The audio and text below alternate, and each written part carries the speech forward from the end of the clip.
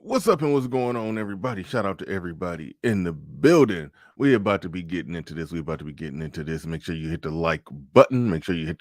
Yeah, I see the title question is how does strong and independent women fit into the pro-black community plan? Yes, I'm going to be reacting to Boyce Watkins video.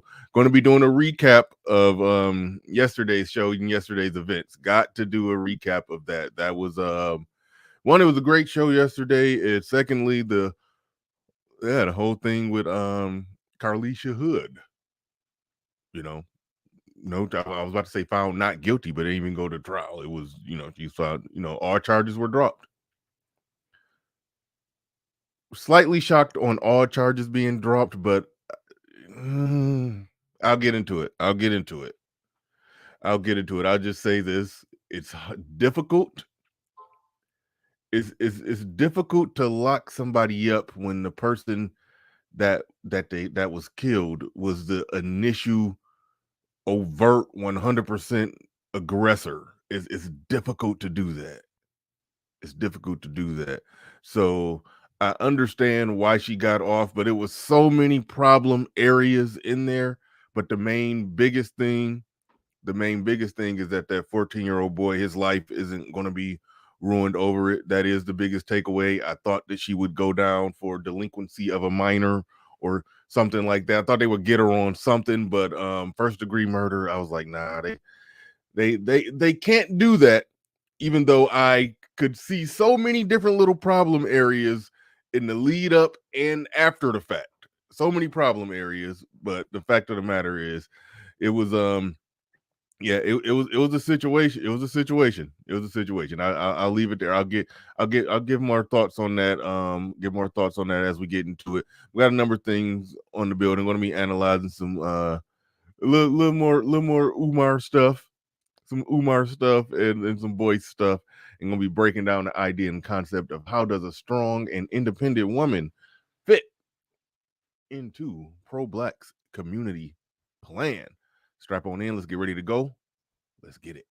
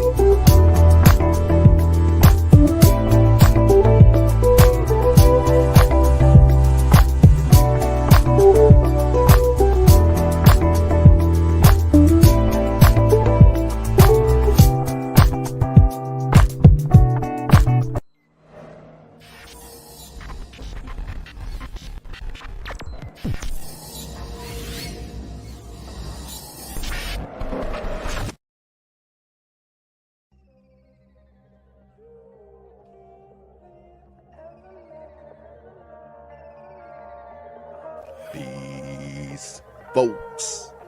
This is X from TPOT Media. Open your mind and wake your black ass up. You know what time it is. Hit that damn like button as you make your way in the door. Grab a seat, settle in, get ready. It's the Grown Man Hour with your host, my man, Bernard Riley.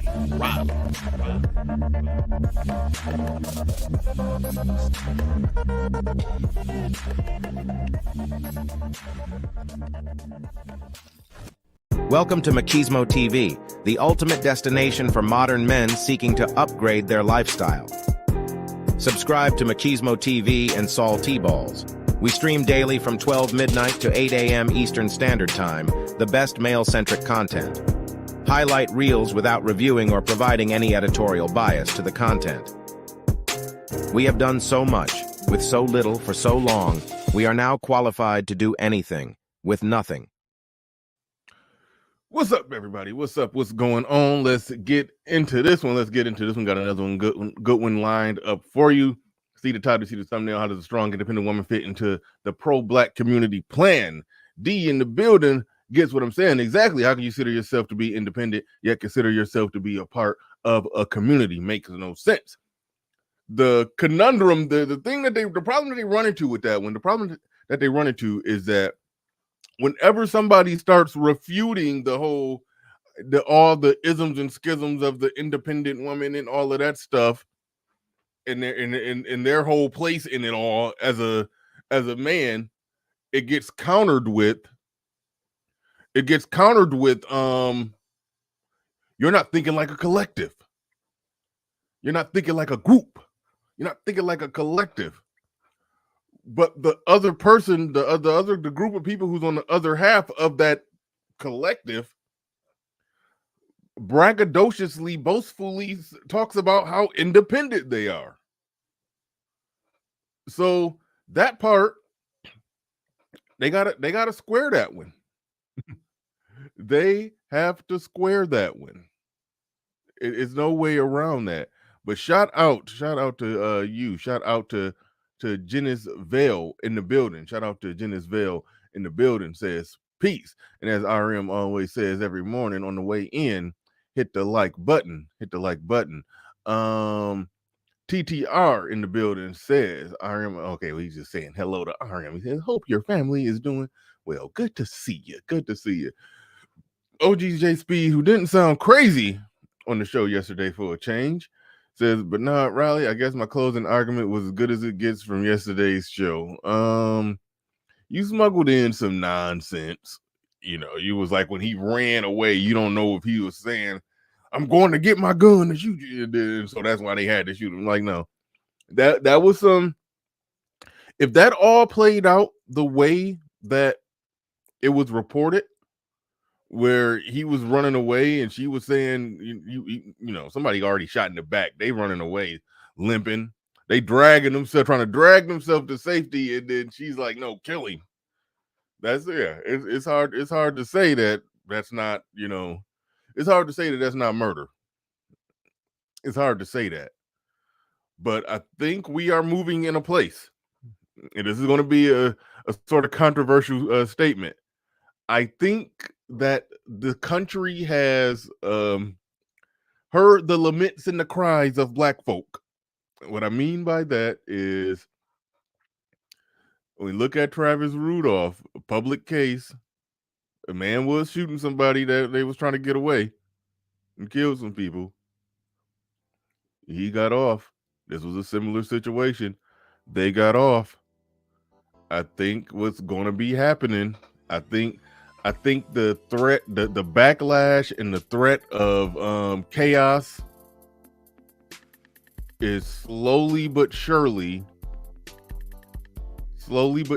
causing them to you know, drop charges earlier, go with not guilty verdicts earlier. I think that's what's happening. I think we're at the early stages of that. We'll see that tested under fire when a black person end up in a situation like that where they shoot a white person. But I will say this: a semi-similar case is that situation where it was a brother, you know, his wife or girlfriend or whoever parked in the handicapped parking spot.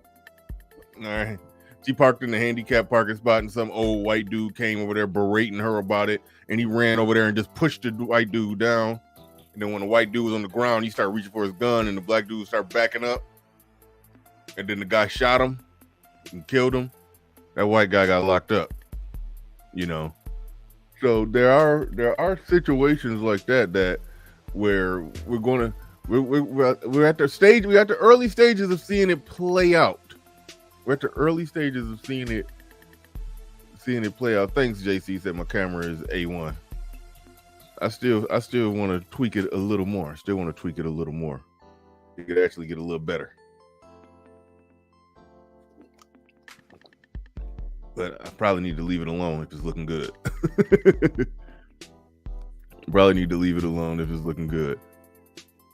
But it's getting wild and it's getting wacky and it's getting crazy out there. It's getting wild, wacky, and crazy out there. But what we're going to be seeing, I predict. I'm just my prediction. I predict we're going to be seeing more black people get off. That's my prediction.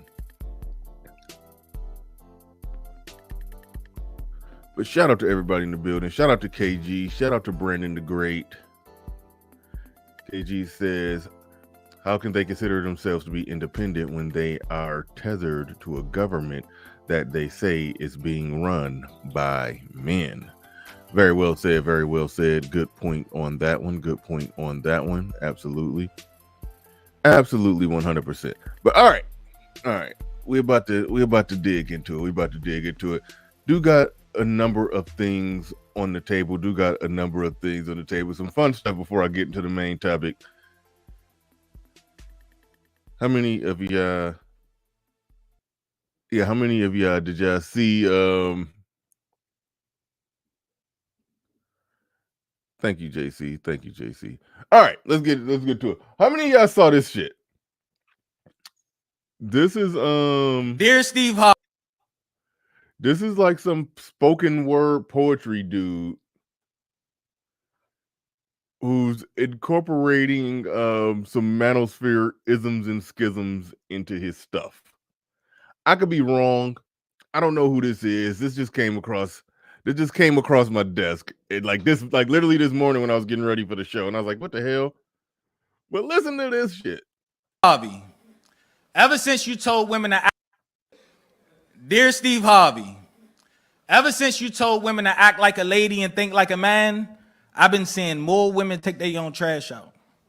Reposting Justin Little Boy and how they don't need a man, but got their cash up in the bio asking for a handout. I mean, you say you want a man, but you ain't doing nothing to stand out. Remember, Gina still got married to Martin. Y'all rather take the Tommy and Pam route. I mean, you say you want a man, but you just want an enabler that's going to tell you you right in every situation. You want a traditional man to pay your traditional rent, but you got a modern day attitude in a modern generation. It don't work like that. And half the men you talk to ain't got jobs and don't work like that. I mean, you say you want a provider, but all you got to bring to the table is baggage in this situation. Let me just back up and say, I always say they want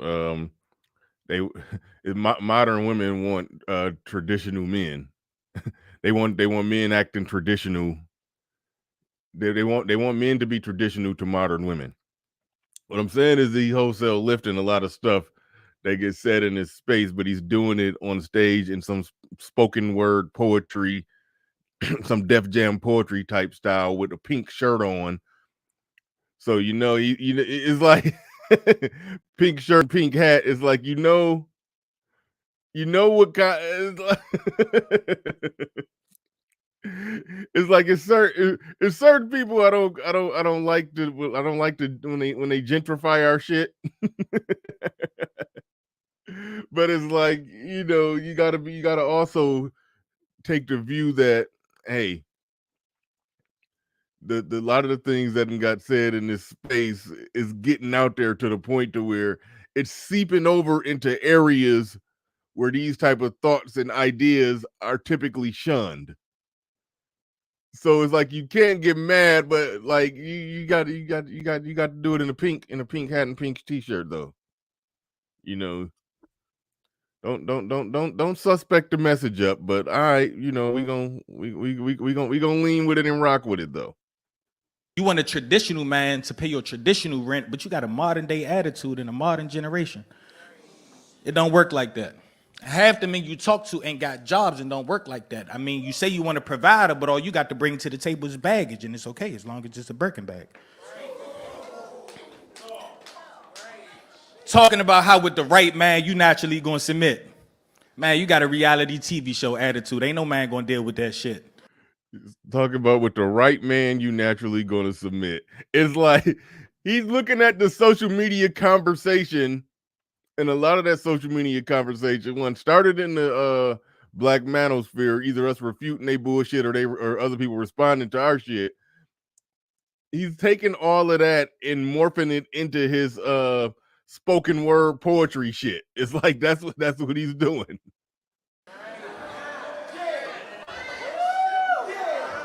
But I guess Derek Jackson told you your worth.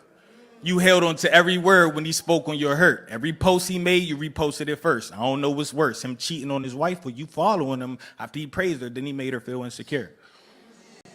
But I guess Kevin Samuels can't be taken seriously. I mean, how you want a high value man when your value is low spiritually? I mean, I guess the ace in the metaphor is a man telling you right, because that's the only time you listening. I mean, you say you want a man, but you bash men every time men are being mentioned. So there it is. There. He incorporated Kevin Samuels and Ace metaphor. It's damn. The Mac the Trucker said a red pill poetry jam. It's like, is this spoken word manosphere? That's what it feels like. That's legit what it feels like. Because if he didn't incorporate it, like Ace metaphor is big, but he ain't that big. You know, he big, but he ain't that big. But so if you didn't incorporate it, you incorporated Ace metaphor in it. Like you literally all deep into the whole black YouTube gender war discussion, debate, and all of that goes on. A lot of it was rooted in the black manosphere, but it's spread out so wide right now. It's hard to. It's like a damn wildfire. It's like you don't even know.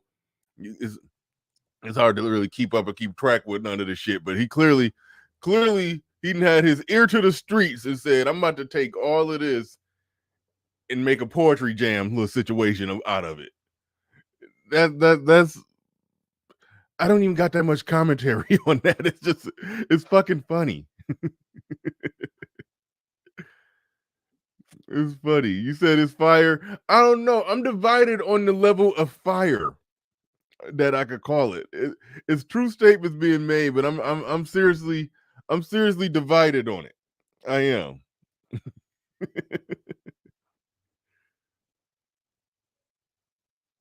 You said women ain't feeling that, but he killing it. I think that's what you're saying there. Women ain't feeling it, but he killing it. But keeping it real.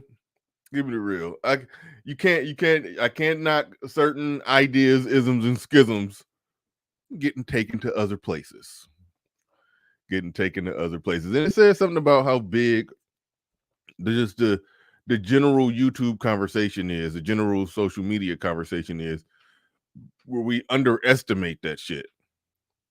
We underestimate that somebody could take stuff that goes on social media, goes on YouTube, and make do some Def Jam poetry about it, and take it on stage in front of an audience, in the random audience gets all the references. All right. It's very possible if somebody would have did this 2 years ago, 3 years ago, everybody wouldn't have got the references. You see, so that has to get averaged into the equation. You said it looks like that Crew Season dude. Hey, if y'all know who this dude is, then yeah, I mean, add him. Let me. I want to go look up some more of his shit. I'm curious. You said I would say 10 out of 10. I wasn't at the event, so I can't feel this like I want, if that makes sense. Okay.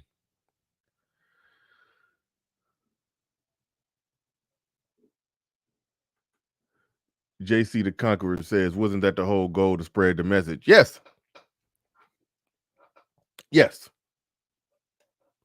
First of all, we must internalize the flatulation of the matter by transmitting the effervescence of the Indonesian proximity in order to further segregate.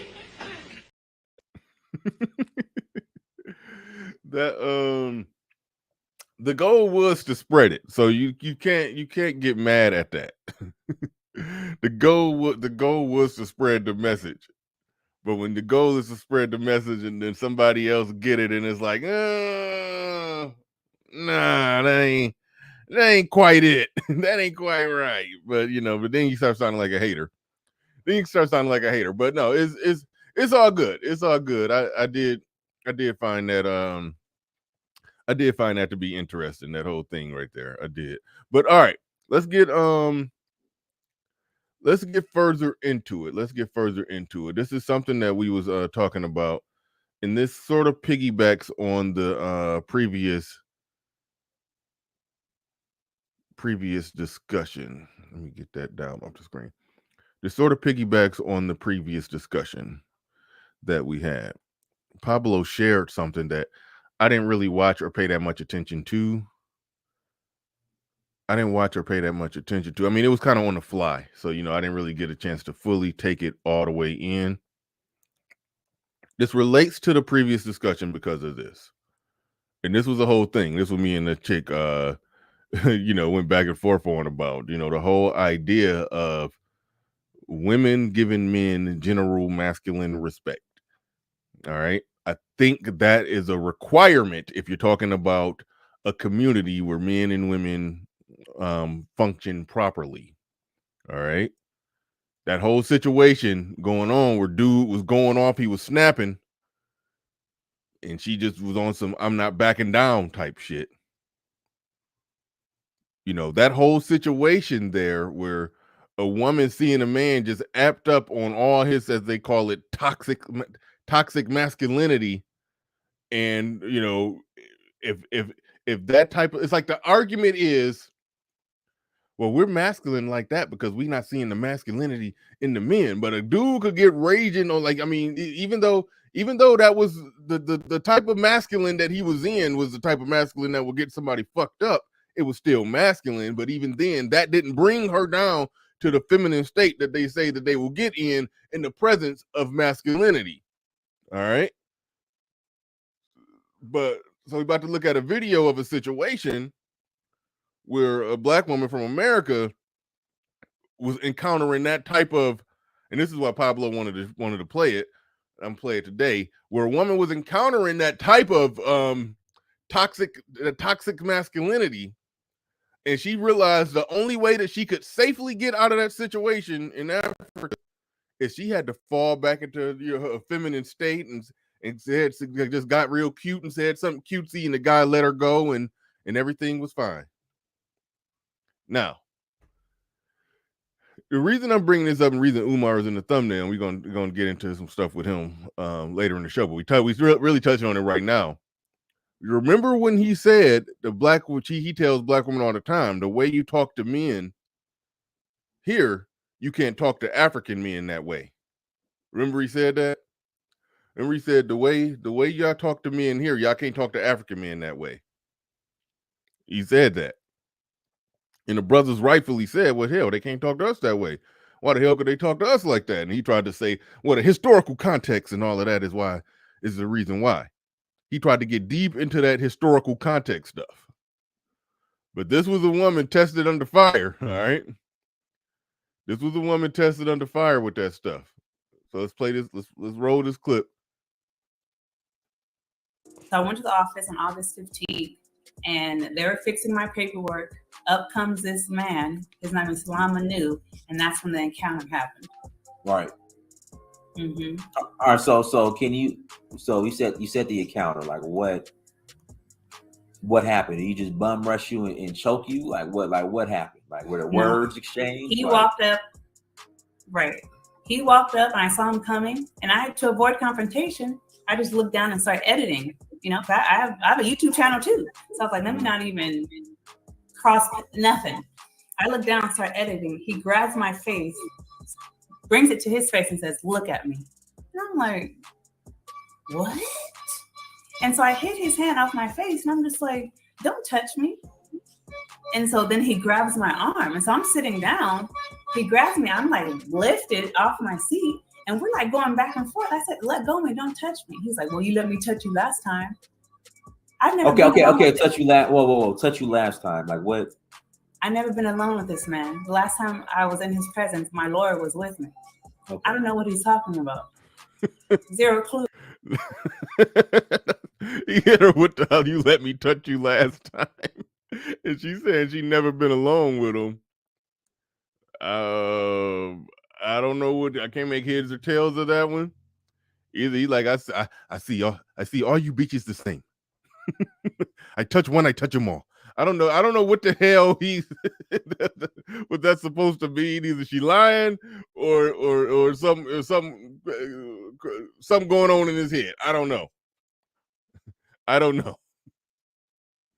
But long story short, they had some disagreement or something. He came around the counter. She tried to pretend like wasn't nothing going on. She just started looking back down on her computer. He touched her face, lifted her face up, and said, "Look at me." Like that's some gangster shit.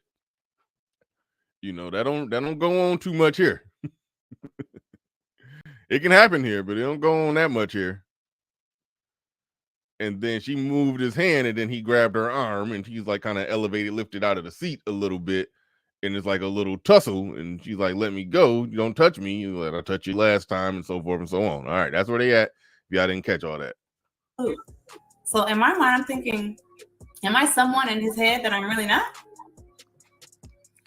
So eventually we're going back and forth. I'm trying to release myself from him. And I saw the more aggressive and more masculine I got, the more aggressive and masculine he got. And I said, You know what? Let me go ahead and switch my energy real quick into more feminine, because I'm not about to get my face bashing over some land. Right. There's no like it ain't America, not, you know. They're gonna lock you up. That part. Well, right. And that's what sisters gotta understand. Like you can't be snatching the air and period, you know. So after there, that, it don't matter. Like it don't matter if the man is wrong. Like it's just.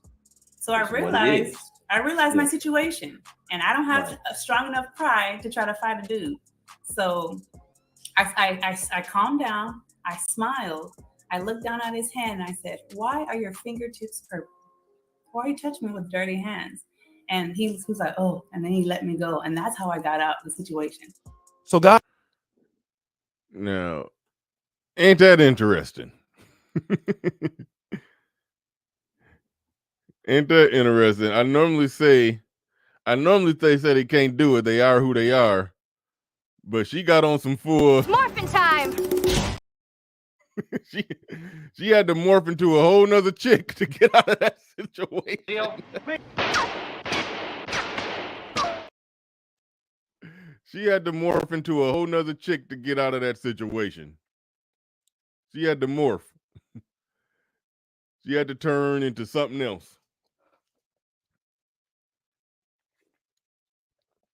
Because it wasn't going. Do it again, please. Stay off the weed. What the hell are I don't know. boy. Yeah. She had to go through a whole metamorphosis real quick. But it's interesting. It's an interesting dynamic there. Where she had to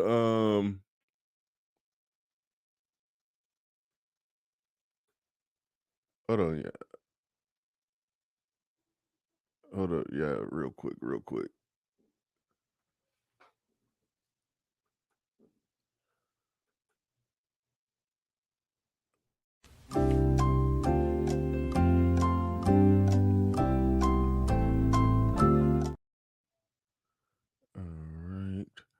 All right, my bad. All right, let's get into it. All right. Backing up now. Sorry, I had some technical difficulties going on. But all right, getting back into it. We're looking at a situation where a woman who her natural inclination. Now, keep in mind, I'm not saying that the guy was right. All right. In fact, you know, he probably was wrong. Probably was tripping. You know, I don't know the full context of everything, but from everything that she said, sound like dude was tripping.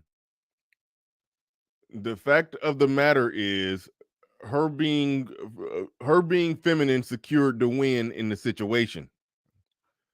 We just witnessed a situation where a man and a woman was arguing. It ended up with a man being shot because she wasn't willing to back down from a man who was being at the peak of male aggressiveness. She wasn't willing to back down. She just was like, no, I'm standing my ground. He made a threat. I'm not backing down. Then after a couple warning shots, then he commenced it to start hitting on her. All right. Him hitting on her was enough of a problem to where it was justifiable now for him to be shot. But if somebody is greeting you with enough of a potential threat to where a shot can be fired to defend yourself, it seems like the natural order thing for you to do in that situation for a woman is to back down in that situation with a man. Don't put yourself in that further situation. Don't put your son in that situation where his life could be ruined. It's like that's an overall. You're going to gamble your son's life. You're going to gamble everything. You're going to gamble everything. In the name of what?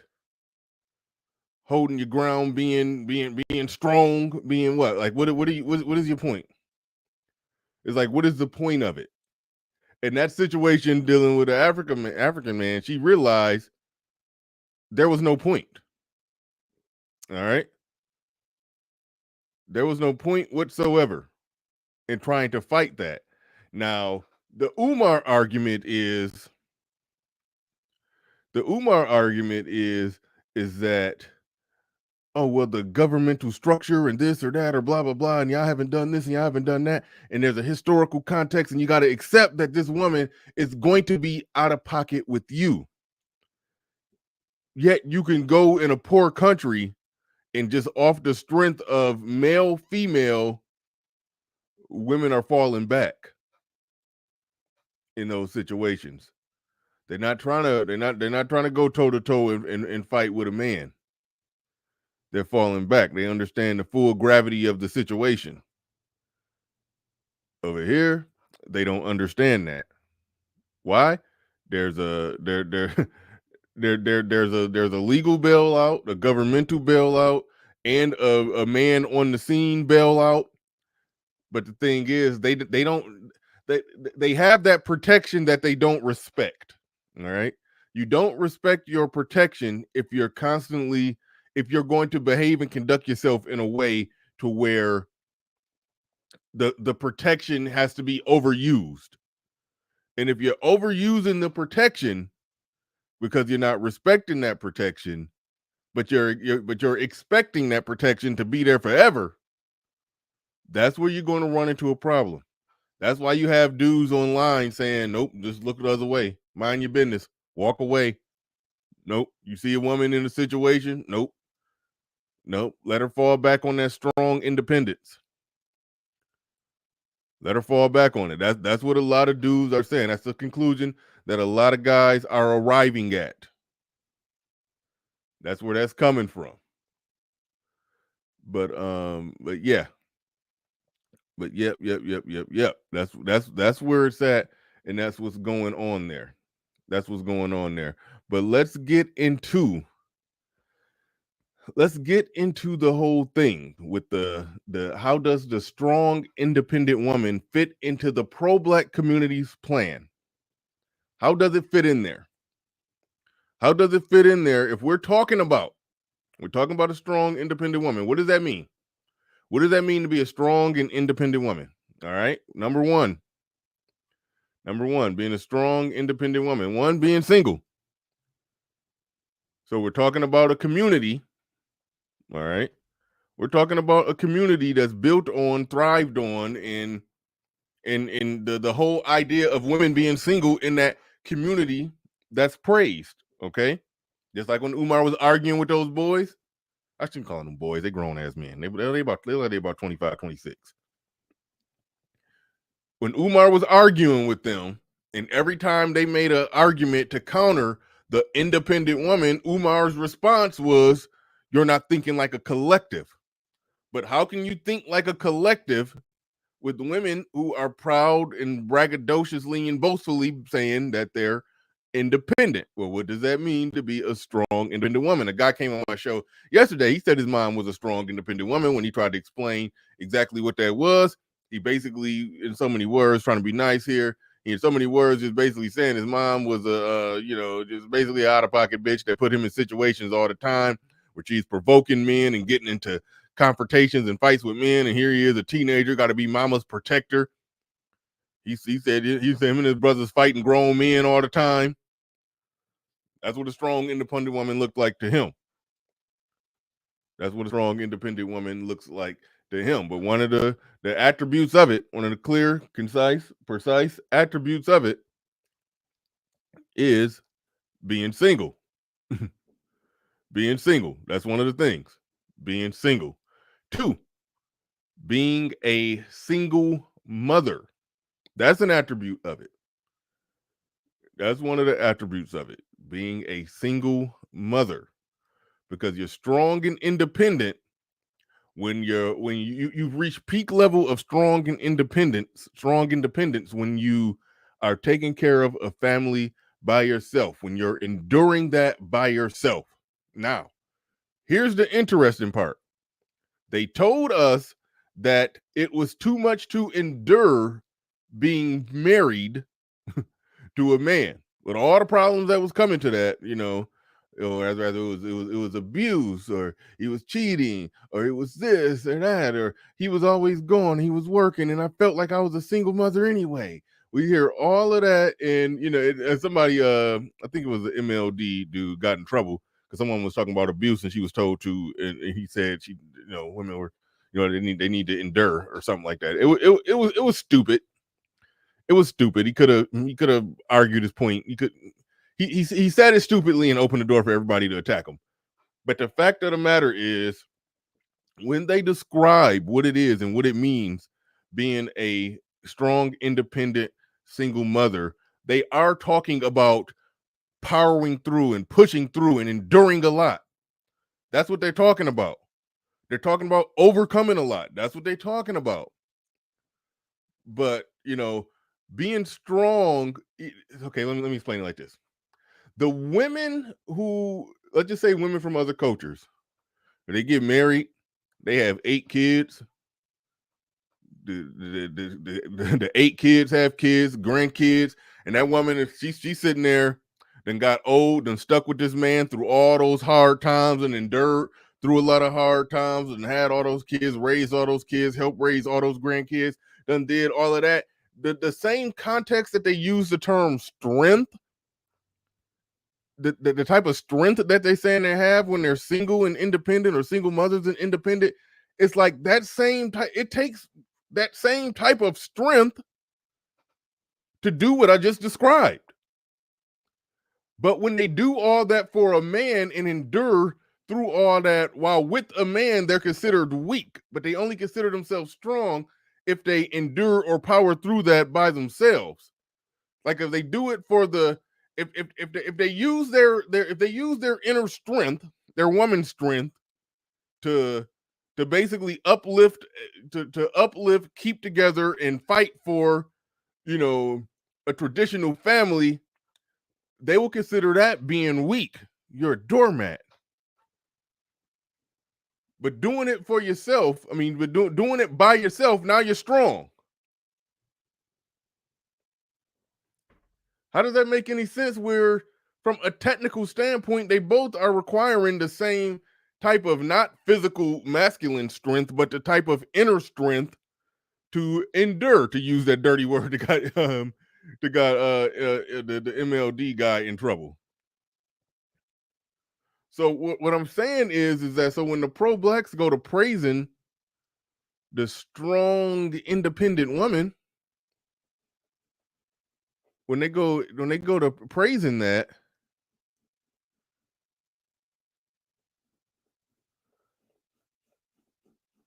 when they go to praising that strong, independent woman, even though that type of strength could and should be centered from their internal logic, it could and should be centered towards using that strength to cultivate a family that stays together. But then when we start, when it gets to that realm, they start talking about everything that you're not doing. Everything that you're not doing as a man, but everything that they got the strength to do separate from you. It's like they don't got the strength to do that, to fight that hard and while with a man.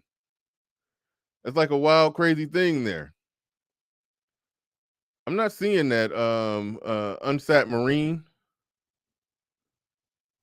Iron Man, are you saying he sent a $50 super chat? I'm not seeing it in the chat room.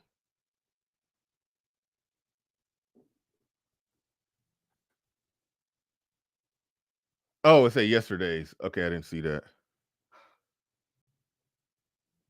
Gotcha. Gotcha.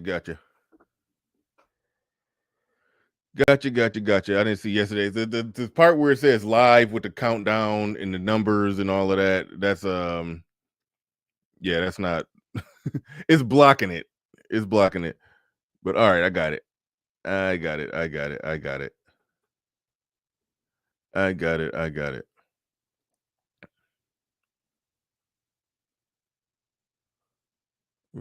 right.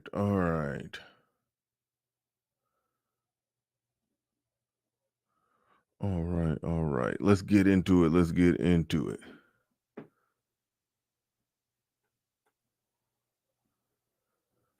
Now, let's pull up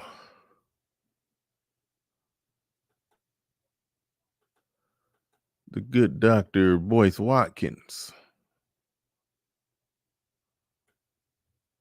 Jason Wolf has a good point, says they feel the man benefits more. Yeah, it's like they're willing to do the same thing. They're just mad when the man benefits from it. What I mean by that is if they're single and they work a job and they got kids, well, what do they got to do? They got to come home. They got to go to work. They got to come home. If they don't order pizza or get McDonald's that day, then they got to cook something. Okay.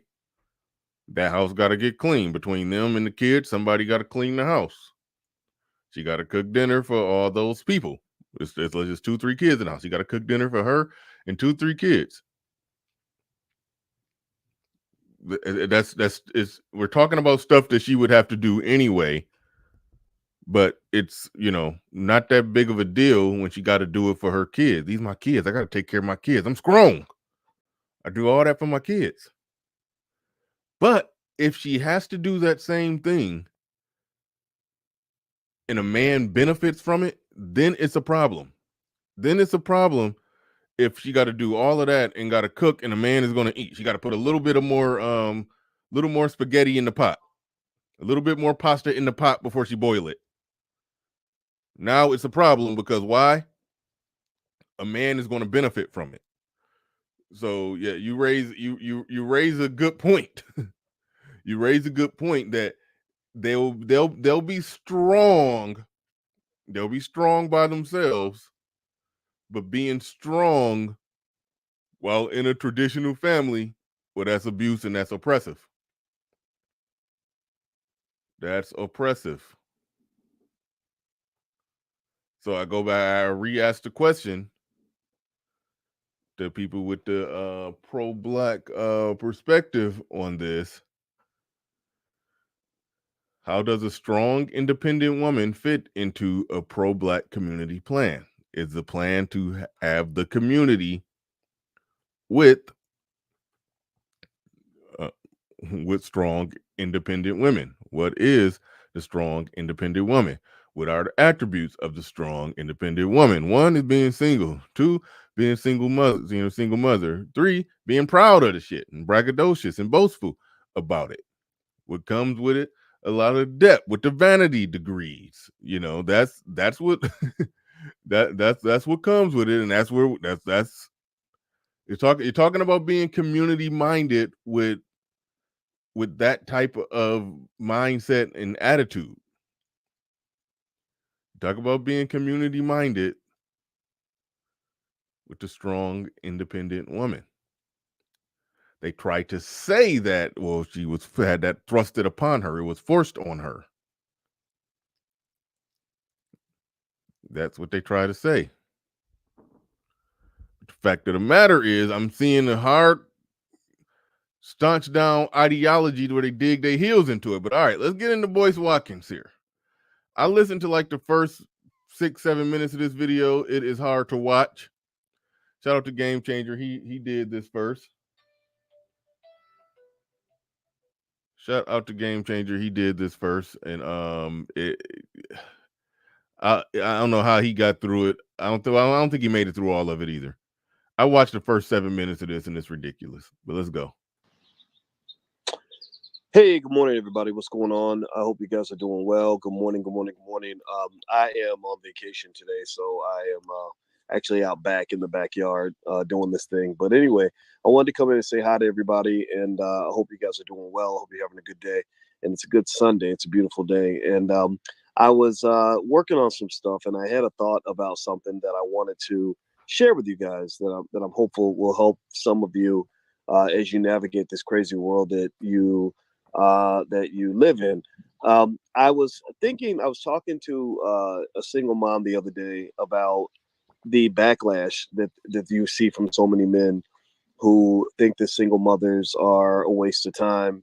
I saw a guy on my Instagram page who I dare to call him a man because this was not a masculine way of thinking at all. But he literally said that men who get with women who have children are cleanup men. He called them cleanup men. Like you're cleaning up after another man or you're doing sloppy seconds, or there's something disgraceful about loving black kids, about being there for black children and black youth. And all right, already with the spin move shift of a goalpost, as if there's something wrong with loving black kids or being there for black youth. Like that's a different thing. I think we understand how and why that's a different thing if you're talking about a single man, particularly one with no kids looking to start a family.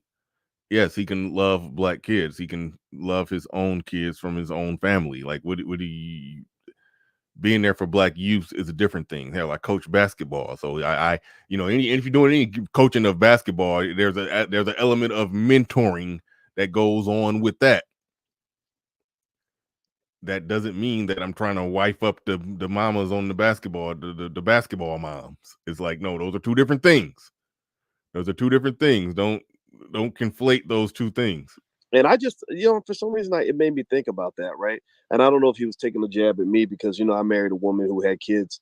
And I wanted to give you another perspective on this, especially for the younger guys who are trying to figure out who they are and what they want to do. That's why I wanted to hit this topic. So anyway, let me know what city you're from. I see Justin and Fred, and my name is Corey. What's going on to you, brother? And Tony Brown, good morning. Let me know if you guys can hear me okay. Give me a yes if you can hear me okay. So here's what I wanted to try to address on this, right? First off, I want to say this. I want to make it clear. I always have to make this clear that I'm not advocating for anybody to make any particular relationship choice. I'm not telling anybody what they should do or should not do. I don't think, every path is not the same for everybody. But one of the things that I really think that you technically are. You technically are. You can't acknowledge on one hand that there's a high amount of single mothers, and then those who are saying that, no, I'm not going to seriously date or marry a single mother, then you criticize them. What you are criticizing, what you are doing is trying to embolden more people to do it. You're trying to embolden more people to do it. So, I mean, you can't get around that one. No need to soft shoe it. No need to soft shoe it. We've got to be real careful about is some of this shiesty marketing of bad black relationships. You have guys, it's so fascinating to me. You have guys literally who were raised by a single mother who will say single mothers ain't shit. Like I get it if you say, look, I was raised by a single mother. It was very difficult. I don't want my children to grow up in that situation, or I don't want to be in that situation. I get that. But okay, then you get it then. If you get that, you get it. That's the argument. See, that's why I'm saying these things are hard to listen to, because it's the same thing that a lot of women do, where they try to frame it differently. You try to frame it in the, a guy raised by single mothers, and he say single mothers ain't shit. Like, don't go to the nameless, faceless avatar in the chat room base level argument on one hand and then try to refute that but you simultaneously acknowledge that there's a sensible argument. Okay, refute the sensible argument. Don't refute the chat room avatar dude. That's that's what I can't stand. Whenever I try to refute somebody's argument, I try to refute the best representation of the argument. I never go to the base level, ridiculous argument. I try to refute the best representation of it. That's how you know you're being honest. That's how you know you're not just trying to straw man or build a fake argument that doesn't reflect the argument of your opponent. You want to refute the best representation of your opponent's argument. Then you know that your views are properly being tested under fire when you do that. And you're testing the other person's best views under fire. May the best ideas win. But it's disingenuous when you start trying to refute the worst part of somebody's argument or the worst representation of somebody's argument, but then you agree with the best representation. Then you can just say that you agree. But the second that you say that you agree, then you have to admit that everything else that you're doing after that is just a bunch of pandering. When you're talking down on women that are similar to the women that raised you, that is indicative of a mental health issue. That means that you have a psychological problem that you're just sort of throwing out there on the internet. And the thing you got to watch out about internet influencers is a lot of them are very unhappy people. They don't have much of a life outside of their YouTube channel. Their relationships are in the garbage, but they sound good, right? And they feed into people's frustrations and their anger and their disappointment. Like a lot of men that complain about women at homonym attacks, personal attacks, saying that those that disagree with me when it comes to relationships, they are miserable, they are terrible, they are, they have horrible relationships and blah, blah, blah, blah, blah. All right. That's just attacking that's just saying the person that I disagree with is a loser. That's essentially what that argument was. YouTube channel, their relationships are in the garbage, but they sound good, right? And they feed into people's frustrations and their anger and their disappointment. Like a lot of men that complain about women all day are just mad because they shot their shot for a woman that they couldn't get. They went after a girl that was outside of their pay grade and they got mad and they felt like they should have that woman when really you didn't earn it. She didn't see you as the best option. So now you're pissed at all women. And what I would say to men like that. See, this is where I said this is frustrating to listen to, because like he argues against the most base level ridiculous aspect of the argument. But like a lot of the things that's said in these spaces, the only reason I say a lot because there are some people who say some things I disagree with, but a lot of the things that said in these male spaces are true, they're accurate, they're usually backed up by statistics. They usually are pretty logically airtight and hard to argue with. It's no way around that. There's no way around that. Yes, you can nitpick this particular red pill guy who went too far upfield with his shock jock shit and then got called on it and got put in the hot seat and couldn't really answer his way out of a little sticky situation or argument. Yes, that happens. But overall, by and large, if you just follow the logic of what a lot of guys are saying, like, I mean, put it like this: when that chick on with the BBC tried to truly interrogate, this is just one example. She tried to truly, once she got through with the accusations and she tried to truly interrogate Andrew Tate's position, he cooked her. Because it's a lot of the things that we're saying, it just line up with just the basic masculine feminine that most people in their heart of heart agree with outside of the pandering. But to go to base level, they're just mad because you couldn't get a woman that you didn't want, or I mean a woman that you wanted you couldn't get, as if that's the basis of everybody coming at this. Like there are some that I'm not going to, okay, I ain't about to get into it, but there are some who have doubled down on that and made the statement. Well, not even some, one in particular, y'all know who I'm talking about, who said, the women I want didn't want me, and the women that wanted me, I didn't want them, or blah, blah, blah. And there's a whole story, a Marvel origin story behind it. Y'all know what I'm talking about. All right. So there is one. There is one. For the most part, what everybody else doing is they're counterpunching propaganda. They're counterpunching the propaganda against me, and whether it's the propaganda that comes, just looking at the social dynamics, looking at relationships, looking at family court, looking at things politically, they're counterpunching that and refuting bad arguments and replacing them with good arguments. That's what's going on here.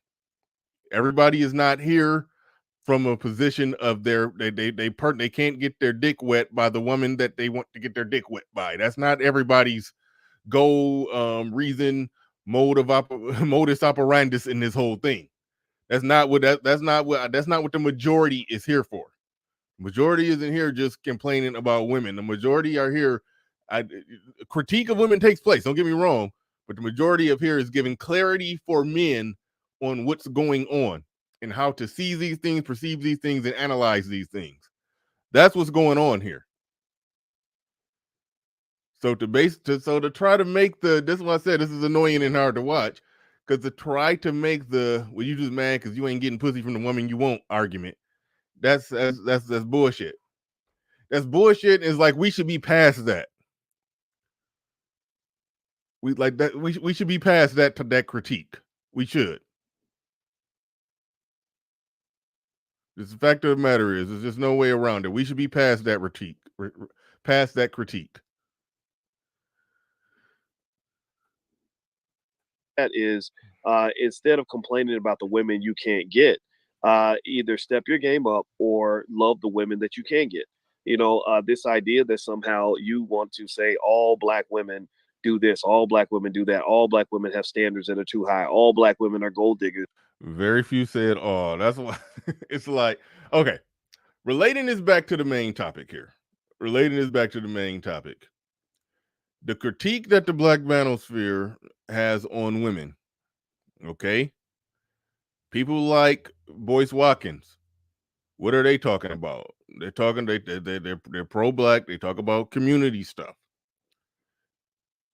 He's trying to argue against men that have critique of modern women, which essentially means that he's okay with everything about the modern woman. Now, there's a way that somebody could be okay with everything about the modern woman if they just play it out there with their collar popped and they just like, hey, I'm just trying to smash chicks and do my thing, and it is what it is. That person could be okay with the modern woman, but you can't be the pro community dude and then also be okay with the modern woman. That's why I'm asking the question in the title: how does a strong, independent woman fit into the pro-black community's plan? When everything that he's arguing against black men on, and to protect the strong, independent woman from criticism, you're basically protecting the woman who, like I said, when I lay it out, the attributes of the strong, independent woman, the woman who's proud, who's single and proud of it, a single mother and proud of it, and braggadocious about it, and have no problem with it, and view all the stuff that she's doing, whether she's going to school, as she's getting the education, she's getting in all that depth with a vanity degree. She got her solopreneur startup where she's, got an LLC that ain't making no, she ain't making no money, but she got that. She a boss bitch. She got an LLC and on government assistance, and she doing her thing, and she don't need no man. Okay. She views all of that as a sign of her strength. And she's proud about it. And when she's using all of that strength to pull that family through on her own, is strength, fist in the air, strength. I'm doing it. I got strength. I'm strong. But if she used that same gumption, so to speak, and being strong for a family with a man, they'll call that weak. You're being weak. You're being the doormat. They can endure it all and fight through it all while single, but enduring anything and fighting through it for the sake of a family, that's weak. But if they do it by themselves, that's strong. I'm only asking the question, how does that type of woman that he's arguing against men to cape for that type of woman, well, how does that woman fit into a pro-black community plan if everything that we say it gets responded like what Umar said? Y'all not thinking community, y'all thinking individual based, y'all not thinking community, but we're responding and refuting the ideas, views, perspectives of the individual, independent, individual, non-collective thinking modern woman. How does it operate like that? How do you work that into how do you work how do you try to finagle a community out of that? Is like how? Kenneth Williams in the building. Kenneth Williams in the building came on through, put something on it. Appreciate that. Appreciate you coming on through. These last $2, I'm not gonna lose. Shout out to you. Shout out to you. Appreciate you. Appreciate you. That's a little bit weird because, first of all, it's not true. All black women are not. Nobody said all. If somebody did say all, they said it to be provocative. Or there are some. I ain't about to get into the all thing. There are some things that you could probably apply to, but nothing applies to all. Nothing applies to all. It just is what it is. You know, nobody can build an argument on all. Any one particular thing, but then also it's kind of weird that you think that they're all gold diggers or their standards are too high when really you just could not meet the standard of the woman you wanted. It's not that her standards are too high, it's just that her standards are higher than you. Give me a yes if you know what I'm saying. Like, it's not that her standards are too high, she just you just didn't meet the mark. If an average looking overweight single mother is saying she wants she wants a tall, good looking, handsome, 6-figure man, yeah, that's too high of a standard. Like, you just you understand the idea of a man not meeting a woman's mark, but you don't understand the idea of a woman not meeting a man's mark. And if you understand the idea of a woman not meeting a man's mark, then you can understand that the standard is too high. If you can, how can you in one breath say that you didn't meet her mark? But at the second you say that, he would then look at that man. That's what I'm trying to say here. He would then look at that man and say that, no, your standard is too high. You need to love the women that love you. The second you say that, well, because if you just came in, you probably missed the part where he said that, quit worrying about those women that you can't get and love the women that are willing to love you. That's mean that he's saying he understands that there's levels and benchmarks. So he just basically said in a previous breath that this man is shooting out of his weight class, but there's no such thing as a woman trying to swing above her weight class. No pun intended on the weight thing. Shut up, game changer. That's not what we're talking about right now. It's like, so that's where it gets goofy. That's where it gets goofy, and it just turns into just a full-blown pander fest. And that full-blown pander fest comes into play because clearly he's okay with the state of the modern woman, of the strong, independent woman. So then I go ahead and ask, how does that strong, independent woman fit into anybody's community plan? Now, show me a functioning community where the strong, independent women. I stumbled into this. I never even really thought about it, but I remember when I was married, we lived in a roughly, middle class neighborhood, a few black neighbors sprinkled around here and there. Everybody was everybody on the street was married. Well, I don't know if they was married, but they were couples. Put it like this: they were couples. I didn't see no single women or single men. Like, I didn't see no strong, independent women. I don't know IEIND. You know the song. It wasn't none of that. It wasn't none of that out there. You just didn't see that. You didn't see that out there at all. It just wasn't there.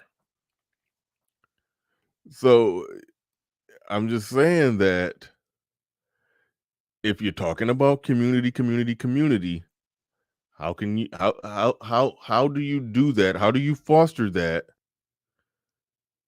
with the whole strong independent woman mentality? How does that come into play? How does that work? And a lot of guys feel resentful because of that, and it makes them sound like bitter little bitches when they get online. And so it's really kind of crazy to me. But anyway, here's where I stand on the whole conversation about stepfathers and all that. I'm biased because my biological father was not there for me. I had a father that stepped in and raised me, and he was a great man. He is a great man, and there were many benefits, I believe, to raising me. Right, it was very difficult. He could have been out. He could have been out. Getting with 1,000 women, but he chose my mother, and he came home. He probably had an option of 1,000 women. Don't just say he could have been out getting with 1,000 women. You don't know if he had those kind of options. But here's the thing. Stepfather, played an important part in my life. So I get it.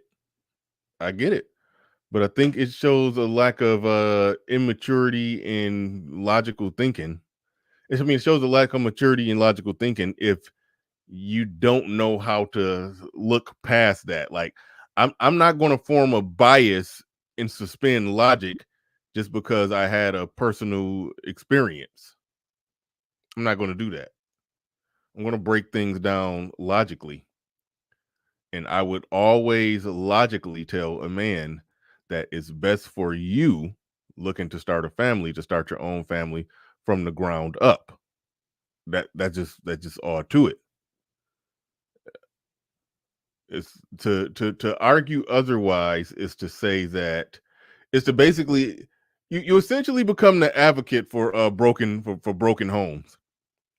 When men are when men are encouraged to be stepdaddies, what you are advocating for is for either broken homes or for hookup culture babies.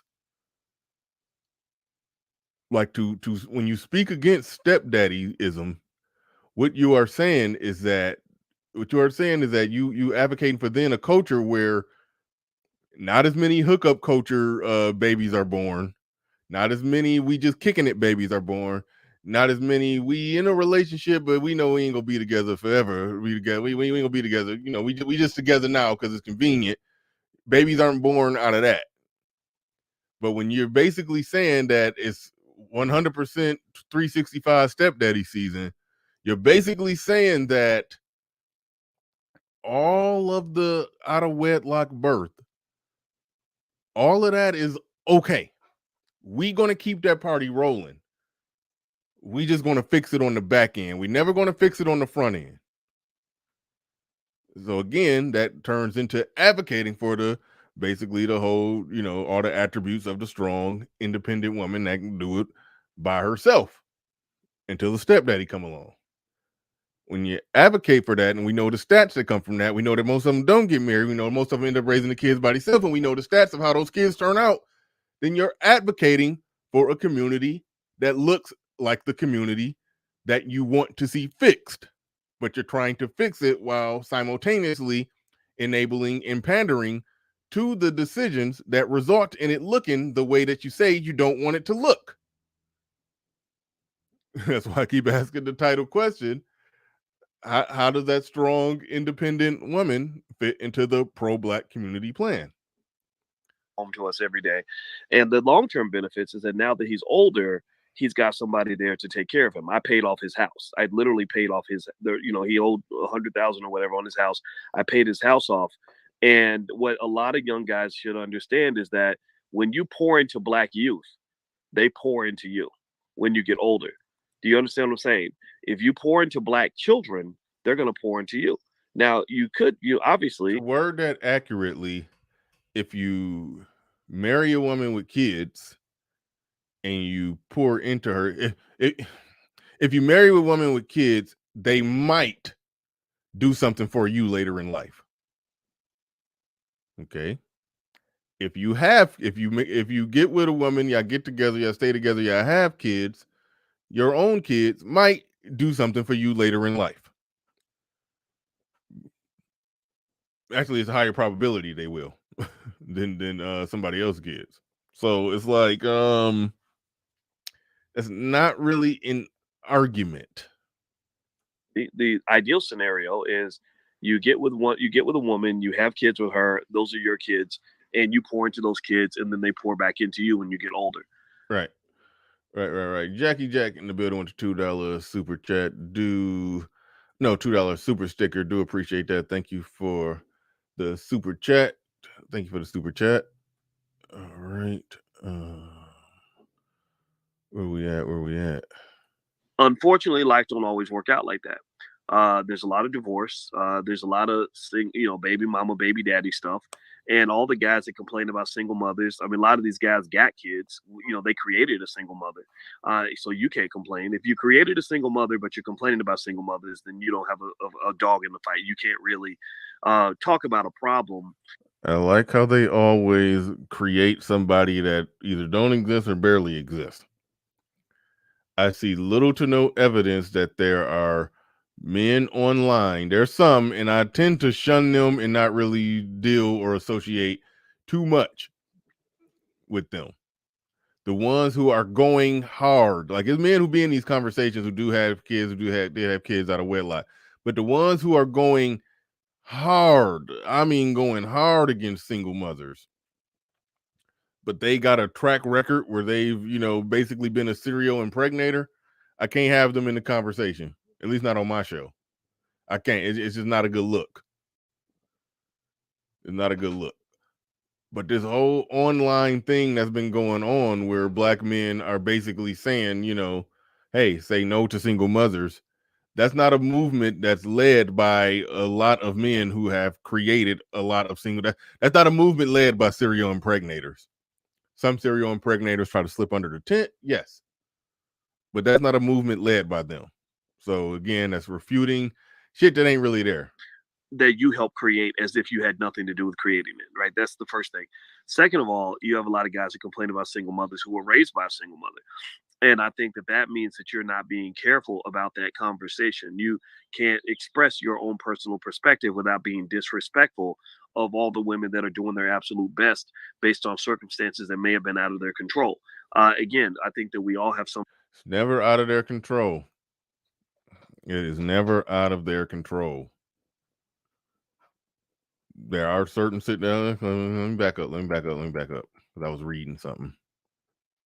Second of all, you have a lot of guys who complain about single mothers who were raised by a single mother. And I think that means that you're not being careful about that conversation. You can't express your own personal perspective without being disrespectful of all the women that are doing their absolute best based on circumstances that may have been out of their control.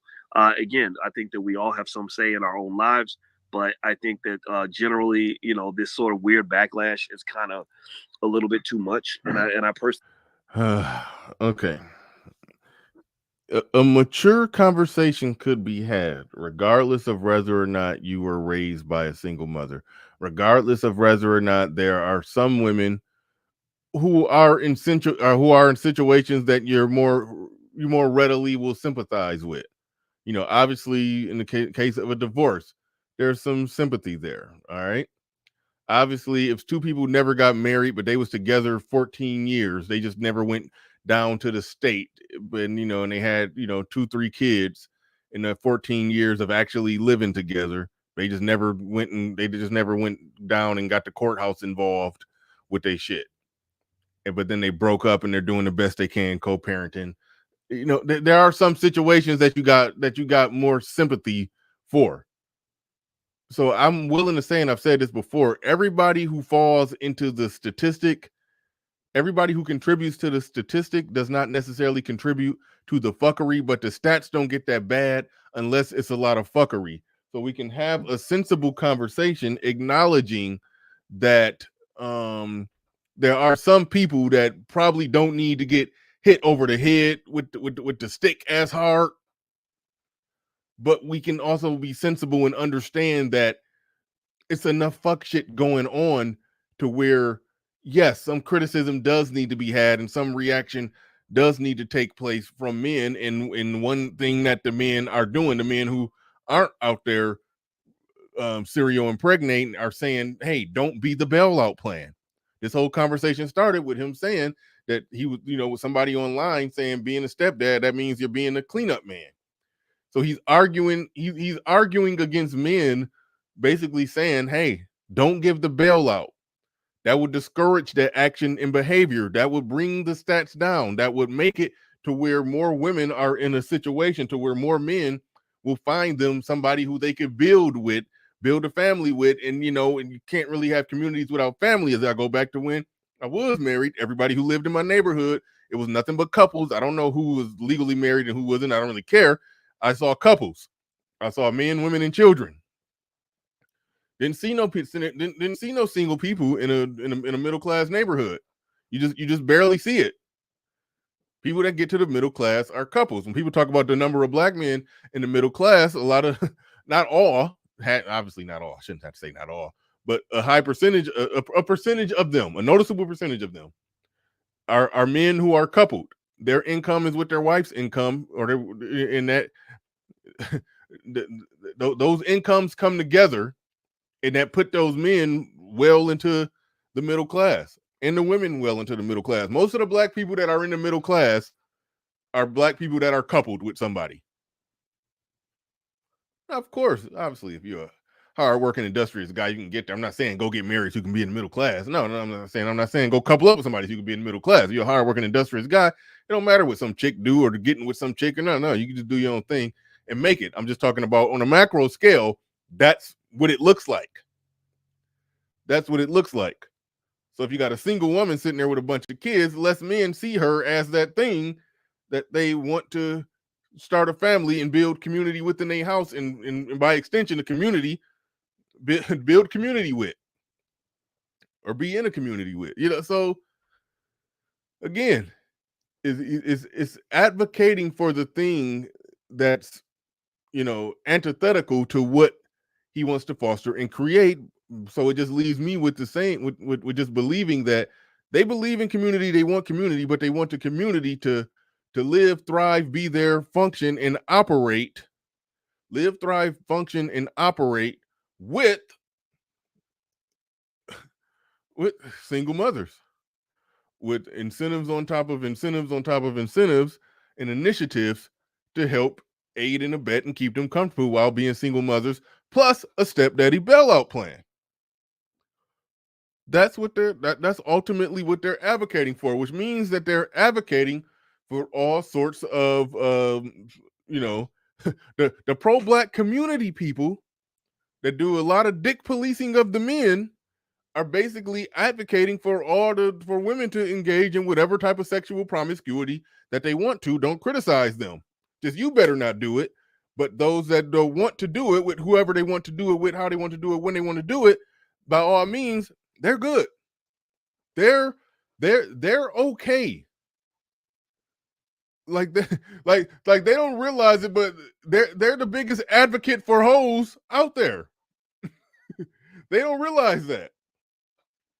But these are the straight-laced married community guys advocating for hoes, advocating for hoe behavior. They advocate for all this recklessness, but they and then criticize men for saying, you know what? I'm not bailing them out of that shit. Well, how dare you? You were raised by a single mother. It's like,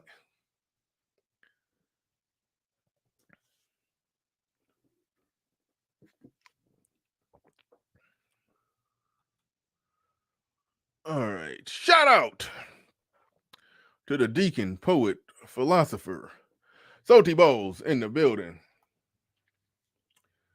He says, and it reads, thine Boyce appears as though he is the elder of whom pulls up on an iron mechanical chariot at an intersection with an orchestra of a funky parliament of sorts. One questions the qualifications of this eunuch in his falsetto tone to speak of such issues. Let me say this. I did a stream a little while back with Pocket Watching with JT. And like, I'm not qualified to say that Boyce don't know what he's talking about when it comes to finances, but Pocket Watching with JT is. And yeah. he made the case. I'll just say that. He made the case.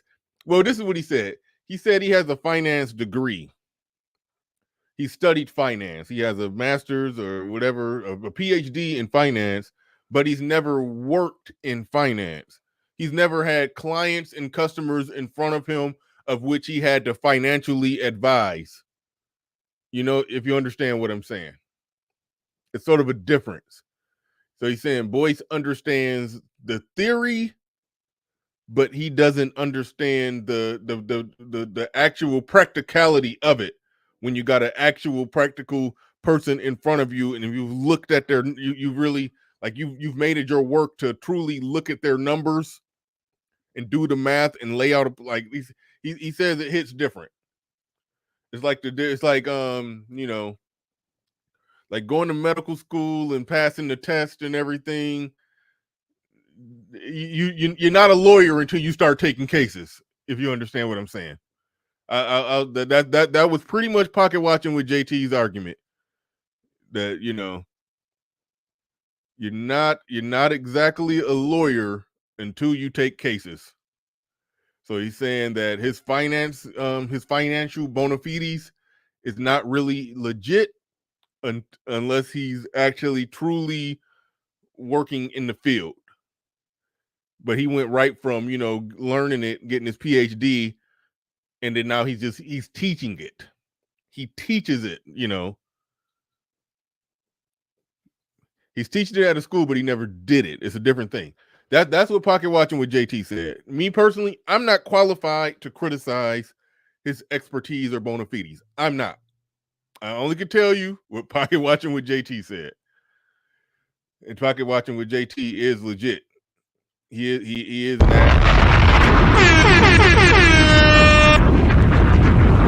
Ooh, suck on my chocolate salty balls. Put them in your mouth. Put them in your mouth and suck them and suck them. But shout out with Deacon Salty Balls in the building. He says he does have a PhD from Ohio State and was a professor at Syracuse. But you're exactly right. He is very theoretical. Yeah. That is pretty much what Pocket Watching with JT said. And I pumped the brakes on that big time. Because I don't get into that. You know, somebody is, you know, more educated on the subject than me. I trust that they know more about a particular. He knows more about it than me. That's why I pump my brakes to criticize. And I can only tell you with another man who does have the same type of bona fides or more bona fides has said. I only do that. He said it's almost like comparing a theoretical physicist with an engineer. One is applying knowledge, one is theoretical and explanatory. Yes, absolutely. Absolutely. Shout out to Jackie Loves Jack in the building with the $2 super chat. These last $2, I'm not gonna lose. Shout out to Great Britain. He says them saying, "But you were raised by a single mother" is like saying, "Yeah, but you were raised by a crackhead. Why don't you want a crackhead?" Yeah. Good point. Well said right there. I'm still in that one.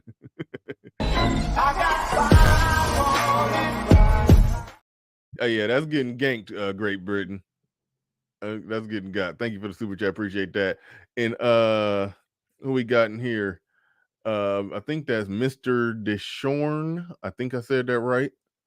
Says he's arguing based on anecdotal situations. Yeah, if you talk, okay, yeah, I see what you're saying. Yeah. True. Thank you for the super chat. These last $2, I'm not gonna lose. All right. Shout out to everybody in the building. Appreciate everybody supporting the stream. Appreciate each and every one of you. Appreciate each and every one of you. All right, let's get back into it. Personally think guys who are smart should outgrow that. And really, I'm not even talking. I can't talk to every man about this because not every man's really going to understand what I'm talking about, you know. But I would ultimately say this, that, you know, I think that there was a guy who did a video. He's kind of like cross-eyed. He's got big glasses. He looks cross-eyed. He looks like Rick Ross a little bit. Anyway, he put a video up, and on the thumbnail he pointed me and said "proud stepdaddy," and that was almost like a correct thumbnail in the sense that I am proud of where I'm trying to figure out who is a Rick Ross looking dude. Am in my life, but I'm not a proud stepdaddy. I'm a proud father. I'm a proud bonus father. We don't use words like step in our house. And let me tell you something about raising Black children. I am honored to raise Black children. I love, being a supportive force in the lives of Black children. Why? Well, because you can't love the Black community if you don't care about the kids. Do you get what I'm saying? You can't say that you are pro-Black when you don't give a shit about the kids that are out here that are struggling, that don't have the guidance of a. I don't know how I didn't make the connection.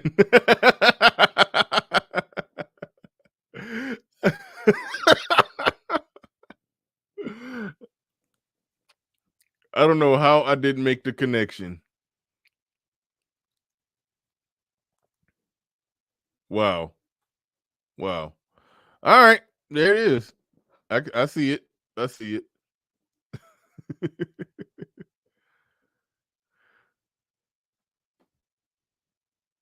Oh my goodness. Sir Tice, you said you're not pro-Black based on that standard. What do you say? You can't love the Black community if you don't love Black kids. It's like it's just an oddly worded thing to say that he keeps saying, "Oh, you don't love Black kids." I mean, okay, but it's an oddly worded thing to do for this reason right here. It's an odd thing to say because if somebody is saying, "No, I don't want to be a stepdad," I don't think it's a good idea for men to be stepdads. I think men who want to start families should start their own families. Well, you don't love Black kids then. I mean, however that works when you from a communal standpoint can love a group of people. Okay, let's just accept the premise on that, even though I could pick that apart. But let's accept the premise from a communal standpoint, you could love a group of people. Sort of like when Jesse Lee Peterson be asking Black people randomly, "Do you love Black people?" Like, yes. "Do you love white people?" "Well, I love all people, but do you love white people?" I mean, I generally love everyone, but do you love white people? It's like Jesse Lee Peters would be too funny with that one. But let's just say from a communal standpoint, the concept of loving a group of people. Loving Black children, okay, that does not equate to I'm good with marrying a woman with kids and taking care of her kids. That's by another man who's still lurking and hovering around and still probably paying child support into that house. It's like that's like men saying that that's not the ideal way to go about this thing. "Oh, you don't love Black children." It's like, no, why are you equating those two? See, in the beginning of the video, he said, "I'm not trying to tell anybody what to do, how to do it, when to do it, what to do it," but he's trying to figure out every, sign language way of getting men on board with it. It's just a goofy thing that's going on there. But shout out to everybody in the building. Make sure y'all hit the like button. 211 people in here. Let's go. Father, this idea that you somehow will say these kids are worthless, they don't deserve your time, I think is crazy. Remember, there's a long history in the Black community going all the way back to slavery of fathers stepping up when the children had no fathers. If you go back to slavery, when they sold the father away from the plantation, another man stepped in to be the father of that child. So so we should still operate and live like slaves? What the hell? Because we did it at the we did it under the threat of a whip, then the goddamn it, yeah, you niggas should get back in line. What you saying? Trade one master for another one? What are you saying? Like, that makes no sense. Sir Tice in the building with a $5 cash app. Appreciate that, Sir Tice.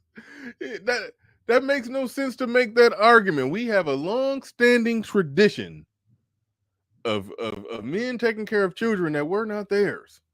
It goes back to the good old days of slavery.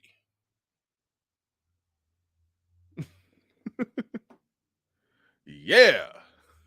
Like, what the fuck? Those guys were not simps. Those guys were heroes. Those guys were not losers. Those guys were leaders. Those guys were not punks. Those guys were the strongest in the community because they could carry the weight of their own children and carry the weight of somebody else's children. And now, is it fair? Does it make sense? No. But to disrespect the bravest men in our community is something that I think we should speak up about. And that's why I'm even doing this video right now, is to say that, a lot of you out here are busting your the bravest men in our community. That's what he's saying. The bravest men in our community are being disrespected. Wow. D. Scott in the building says, it seems to me that many people have replaced the whip with something else. That was more or less what I was getting at. But thank you for the super chat. Do appreciate that. Oh shit. Do appreciate that.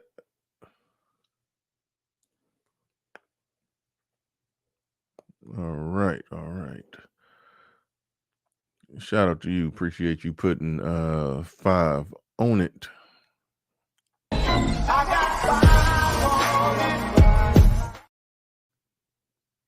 right, let's roll it. Why is it doing that?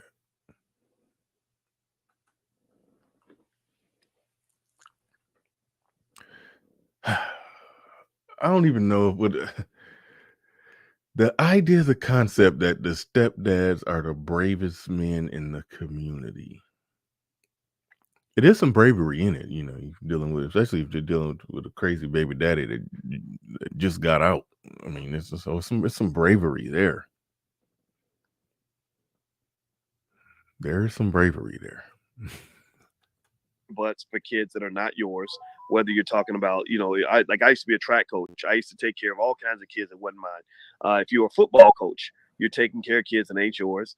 If you married a woman with children, they come as a package. You can't show up and have sex with the lady and then disrespect and ignore her kids. And also, ladies, you can't let a man come into your bedroom who doesn't want involvement with your children. You're giving away something very valuable, but you're selling yourself cheap. So, I know that we live in a world where we're supposed to act. Why not have that same energy on the front end? And then if you have that same energy on the front end before they even get pregnant to begin with, you can understand that the men who have not been out there getting women pregnant, saying that we're not going to go dive on the grenade for women who didn't have that type of energy on the front end, then you understand the whole argument, why it's a whole movement of men saying, hey, don't wipe up the single mothers. It's like the type of community that he wants. The stuff that we're saying is ultimately what's going to help create it. What he's saying is going to help sustain it exactly as is. Act like people just do whatever they want, and there's. Shout out to K Powell in the building.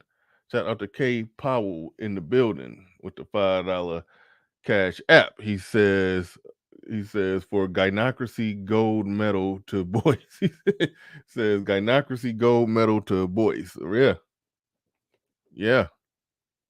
There's no accountability, and I get that, but just remember that the zero accountability world that they are promoting is the reason the world is like it is.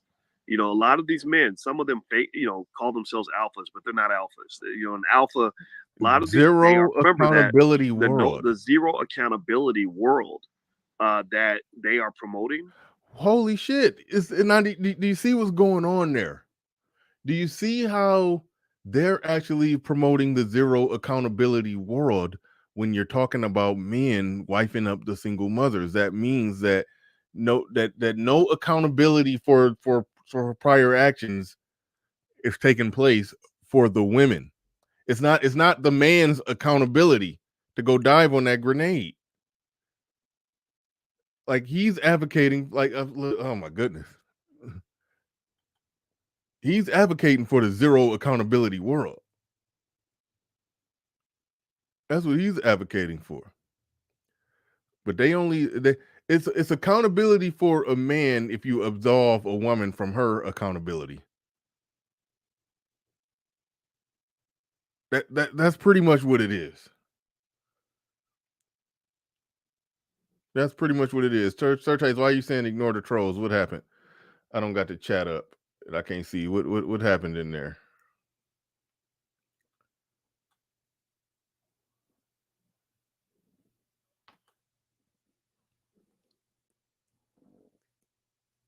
Let me pull the chat up so I can keep an eye on stuff. Hold up. Now I can hear shit. Wait a second. All right. All right.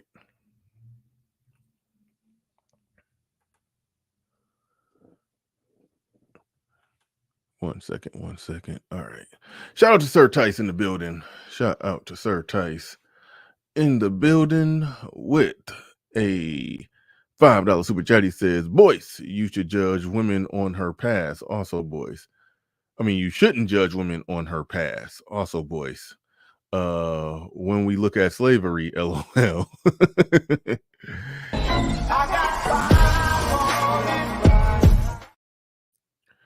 They love them some slavery. They love them some slavery.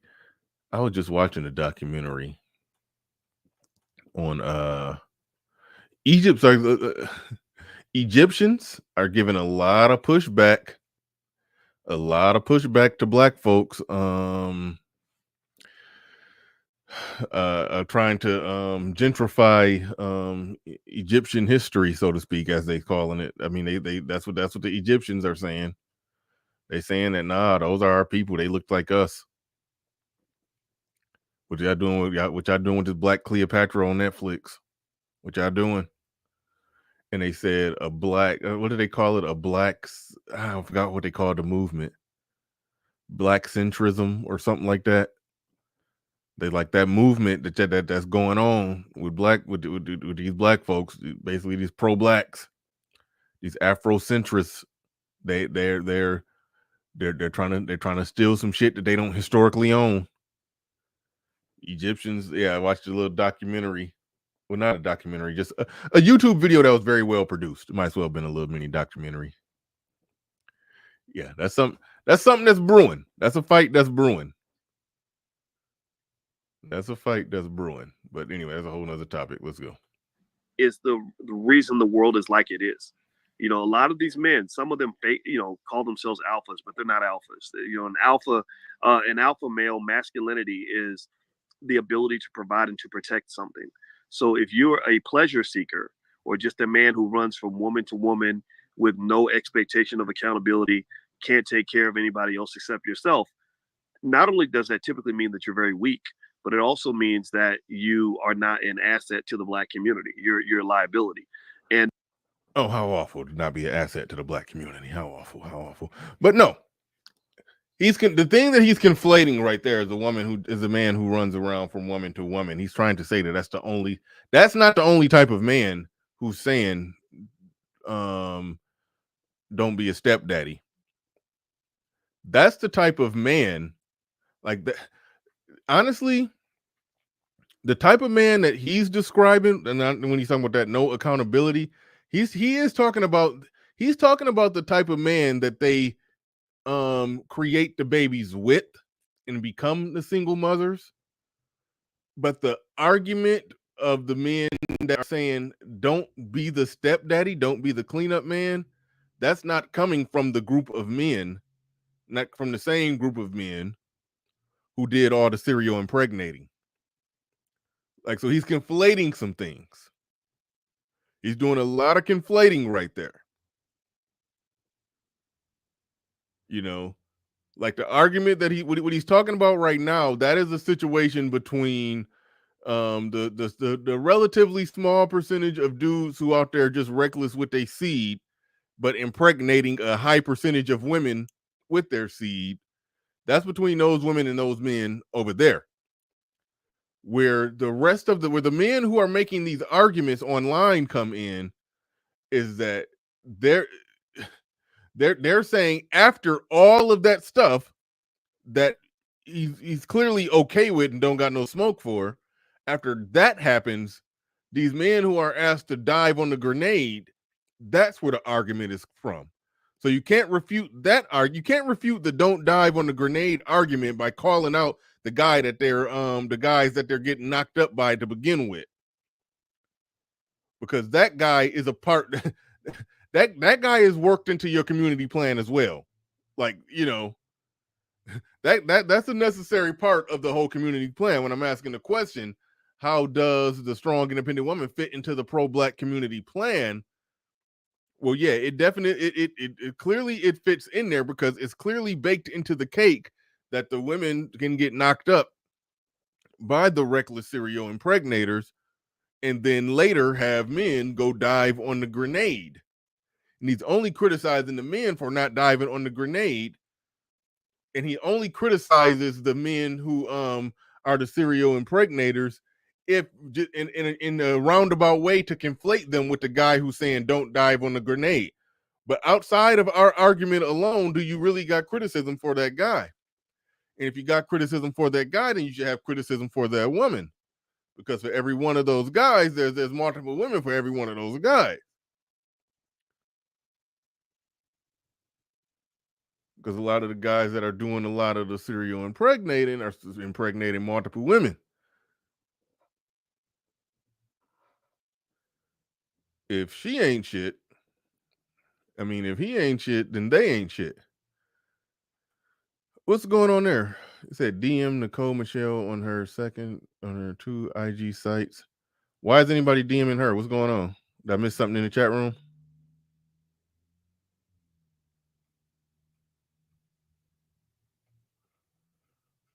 Or did you accidentally put somebody else's drop in my Oh, okay.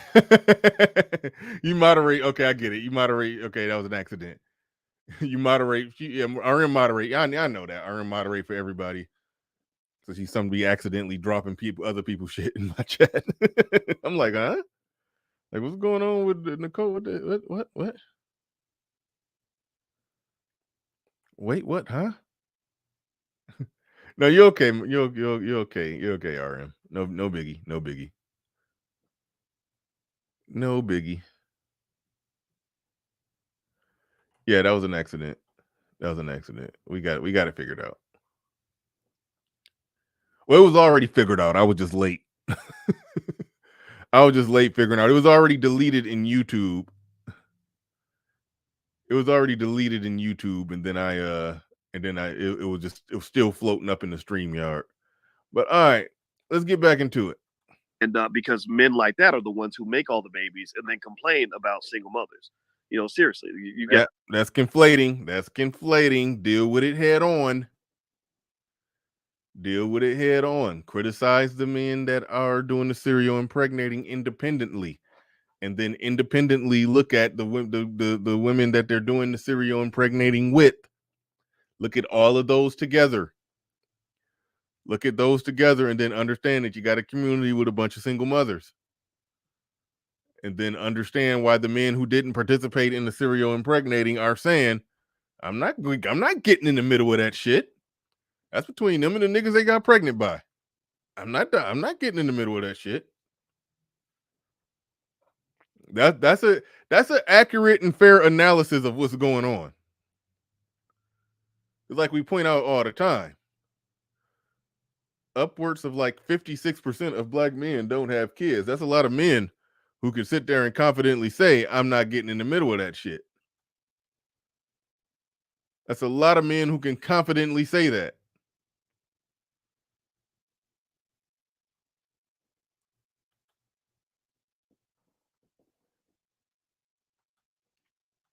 Yeah, you got 3-4 kids with 3-4 women, but yet you're saying you would not date a single mother. That's as dumb as some of these women who have a bunch of kids with a bunch of. Will you please find this guy?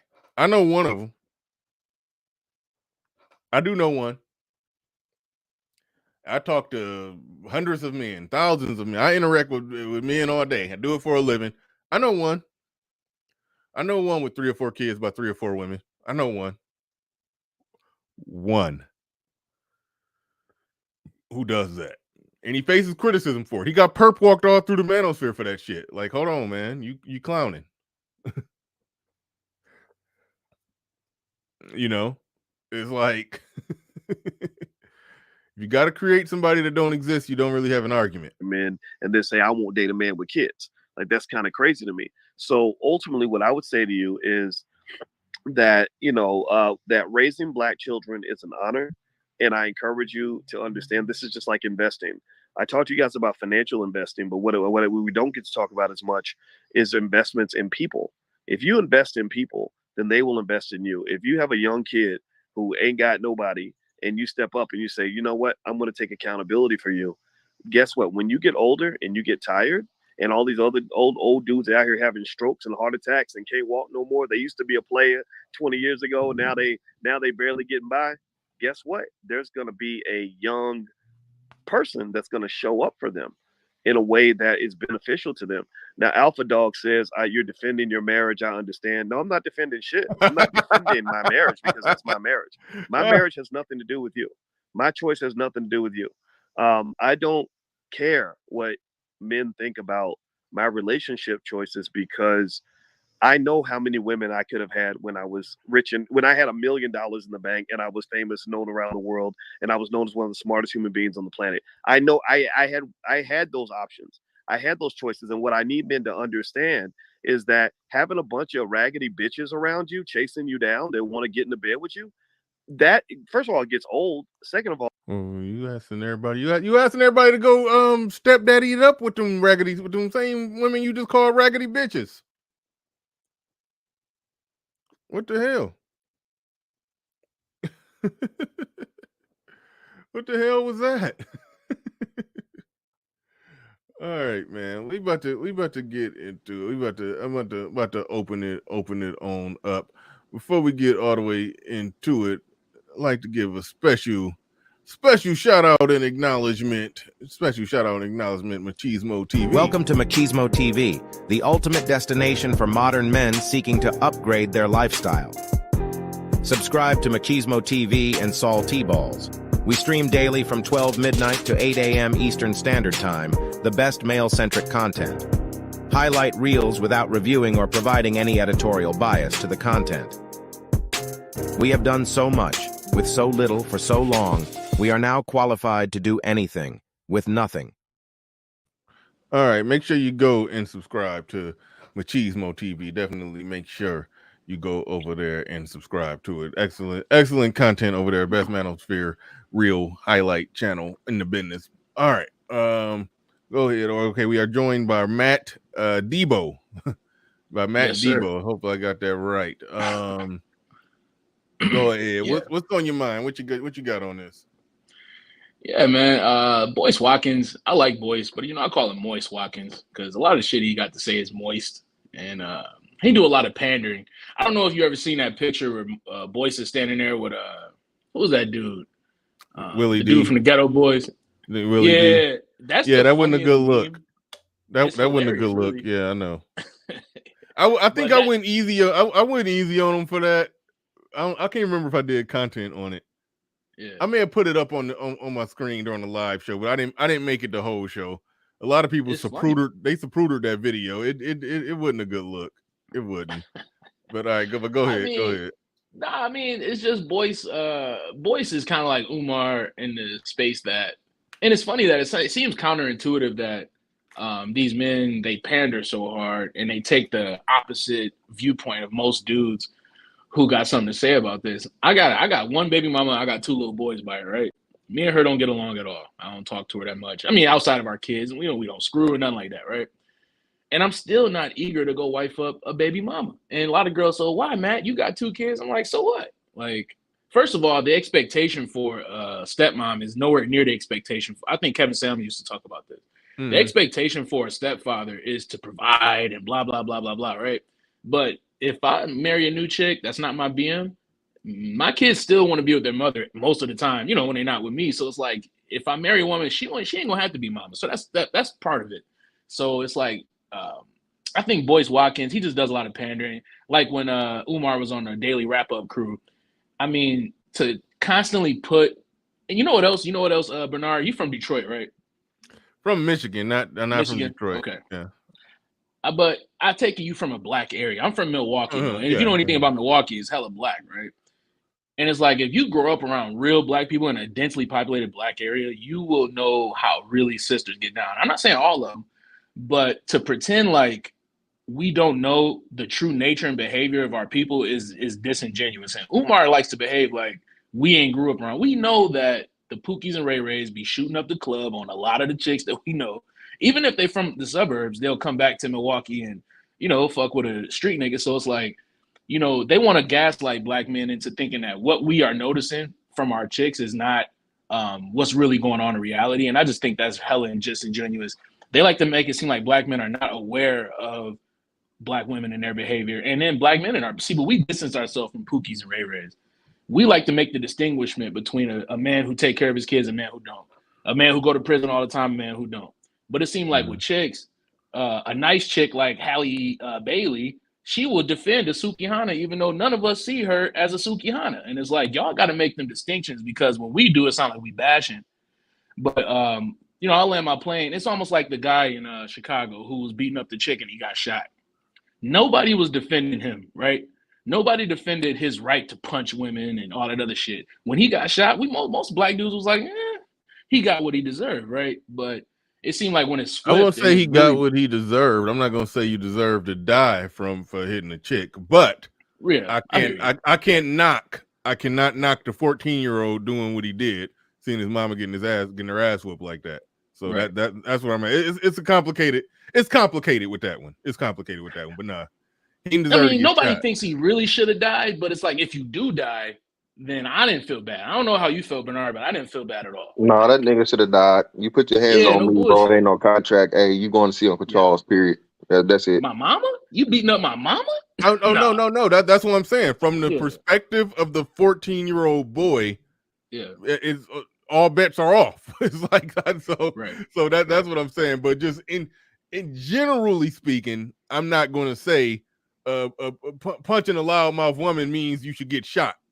But no, yes, it does, Bernard. Hold on, we can't, punching a loudmouth man, woman, whatever. If I'm talking to you and you put your hands on me, and I have my gun, you're gonna die. I'm going. I'm gonna say I support that because you go to prison. Yes, you do. You don't have the right to put your hands on me. I understand the perspective of the person in that situation. I'm not denying that. That's why I'm not sitting here saying, oh, he shouldn't have did that. Yeah, he ain't do nothing wrong.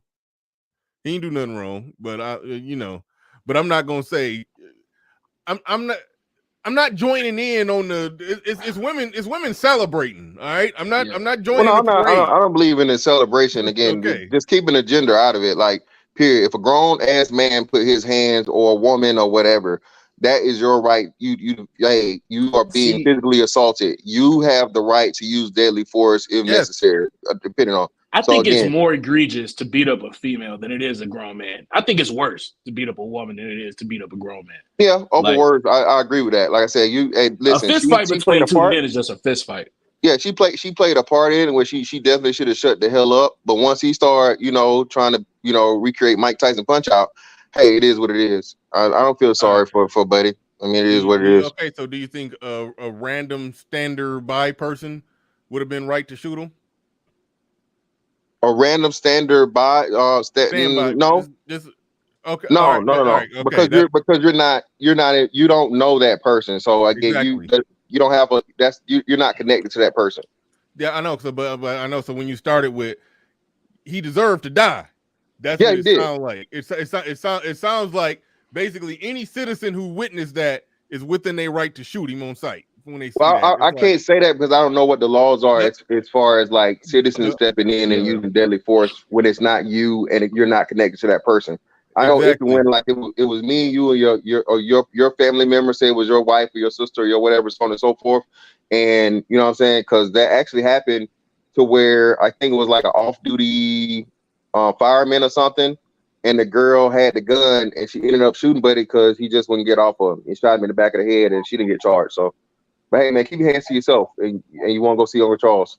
Yeah, I get it. I get it, and I'm gonna see Uncle Charles. Yeah, but no, I get it. But I just the way the sisterhood was celebrating was just wild. That's well, wild. They think that that if we yell at them wrong, we deserve. Like, look at JT. Yeah, that's why I'm saying that's why I'm careful with the. Yeah, he deserved to die. No, I don't say he deserved to die. I'm saying that 14-year-old was well within his right to defend his mama in any way that he could or any way he saw fit. Though it sounds similar, but it's a difference. Can you give me my flowers? Did I not call this yesterday when I told you that the prosecutor were not, and they're going to dress her up and put her on a tour? Did I not say that yesterday? I guess you forgot that quickly. Hold on, wait. I'm sorry. Say that again. I was in the chat room. My bad. Did I not call this yesterday?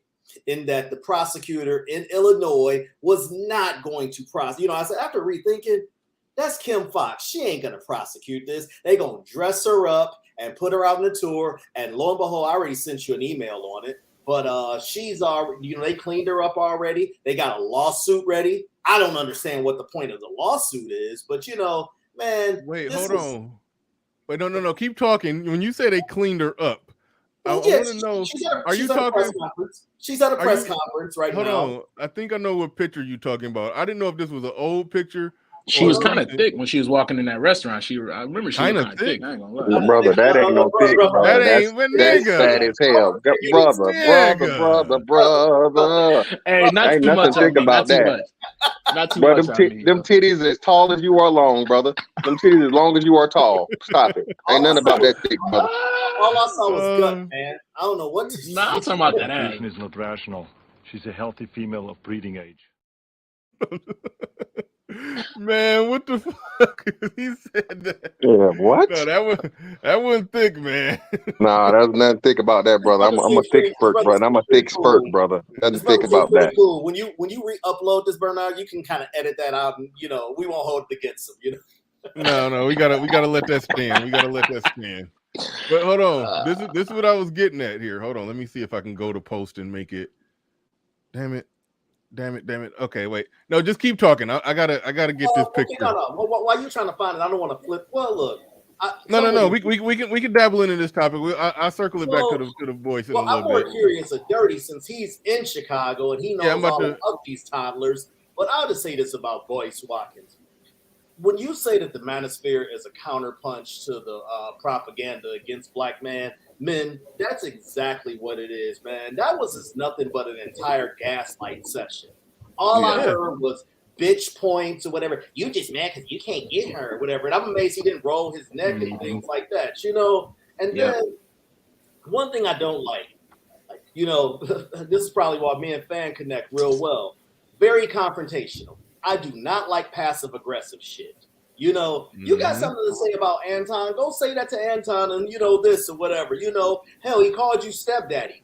Call him out or what have you. I get it. And then this whole thing about, when I was this, I could have gotten many women. I'm one of the smartest people on the planet. Nigga, are you out your fucking mind? Who the hell do you think that is? This dude has fallen out with every single person he has worked with. Vicky, black women at that. Black women. Yvette Carnell, Paris. Michi X. Tariq don't like him that much. Tariq rock with him a little bit, but hey man, Michi. Listen, I'm not a Michi fan, but boy, did she roast his ass. That's I'm gonna give him that. But now just back to the main point. But I am sick of this so-called. Okay, we pro-black by how we keep these shows, Fan, Dirty Folks, Bernard Riley, Edward Anderson, all these in business because we're supporting black brothers, and we want to hear this message. I don't want to hear nobody try to, use these bullshit tactics of you ain't pro-black if you don't want to take care of these little bastards that you didn't have any effort in creating and who won't listen to your ass and who will be the first to tell you you ain't my daddy when you do something that they don't want, that they don't want to do.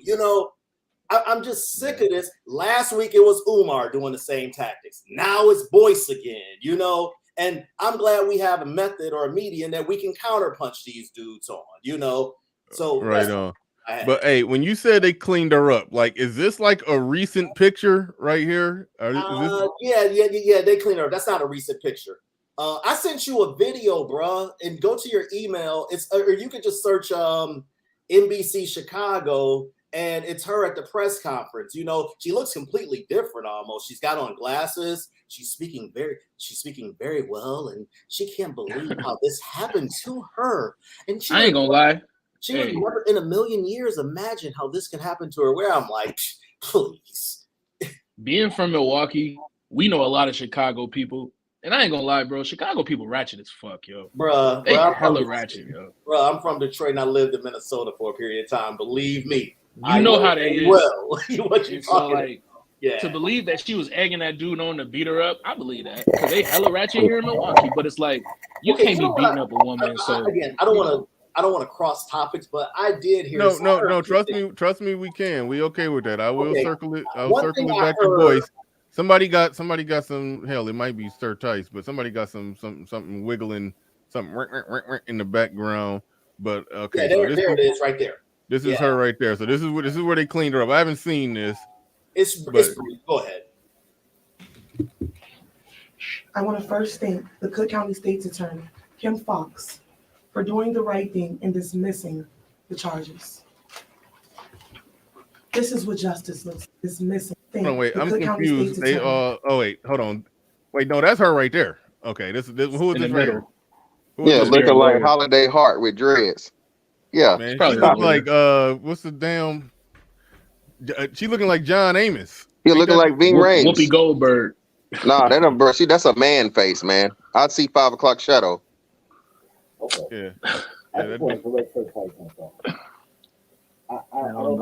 But all right, but yeah, she hey, your audio's bad, dirty folks. Yeah, get that audio right. But right now, she don't look like the chick who was popping back off at all. You can move it up. You can move it up about 2 minutes. Them shoulders broad as hell. And dismissing. Keeping it real. Criminal charges. Like that happen all the time. Like even when dudes be wilding out or chicks be wilding out, and they, the ones who be. I hate to even go there, but the ones who be like damn near asking to get shot by the police, be just wilding out. Then you see them, months later in the press conference or whatever, and they like, well, I can't even do the impression of the hood nigga trying to talk professional. It's like they whole tone and pitch of their voice change. The hood chick try to switch that shit up and give her work voice. Nah, we saw you on video popping the fuck off. You ain't heard nothing yet. When you about to hear her, it's gonna be like, please press option 1 or option 2. Hello, everyone. I'm Carlisha, CARLISHIA. Last name is Hood. HOOD. And your ass is hood. Thank you for being here. Thank you for the support for me and my family. On June 18th of this year, my life changed. My son's life changed. I've experienced pain in many ways that I would never have thought, never. What happened to me was totally unnecessary. Never in a million years would I have imagined being brutally attacked, beaten, and then arrested. I am thankful that the Cook County State's Attorney dismissed the case. I am also thankful to have my son with me and by my side, and also his charges being dismissed. I thank my family for supporting me, and the people all over the world. The people did not play. Yeah. And I just thank God everything was yeah, you can still, you can, I mean, okay, I don't want to, I want to go in. You still, I can still hear the hoodness coming out, I'll go even in. through the cleanup. But overall, Where is the yeah. divester crowd? Hold on, what the I'll go divester in. crowd gonna say about her son defending her though? No. Oh, the divester crowd loves it. I'm gonna go in. Yeah, they love all this. First of all, look, I found out because of her the name of the community. We called it the Wild Hundreds. She lived in the Wild Hundreds, 3 blocks away from where they kidnapped Quentin Richardson's son, where they snatched up Antoine Walker and held him for ransom. That's the area she from. She can't tell me that. First of all, I want to say a few things. Number one, Sir Tice, I'm not a pro-black. I don't even know how you go professional being black. I've never gotten a check for that or anything. I don't even like colors. Second of all, though, I don't believe. I love women. Don't get it twisted. I just don't believe women come in black. So I don't even. Man, all that. She took a punch. Look, that was a one-hitter quitter. She took that. He had to hit her 3 more times. She didn't fall. And it wasn't a real fight because she didn't get naked. When the last time you saw a woman fight in the streets and she didn't get naked?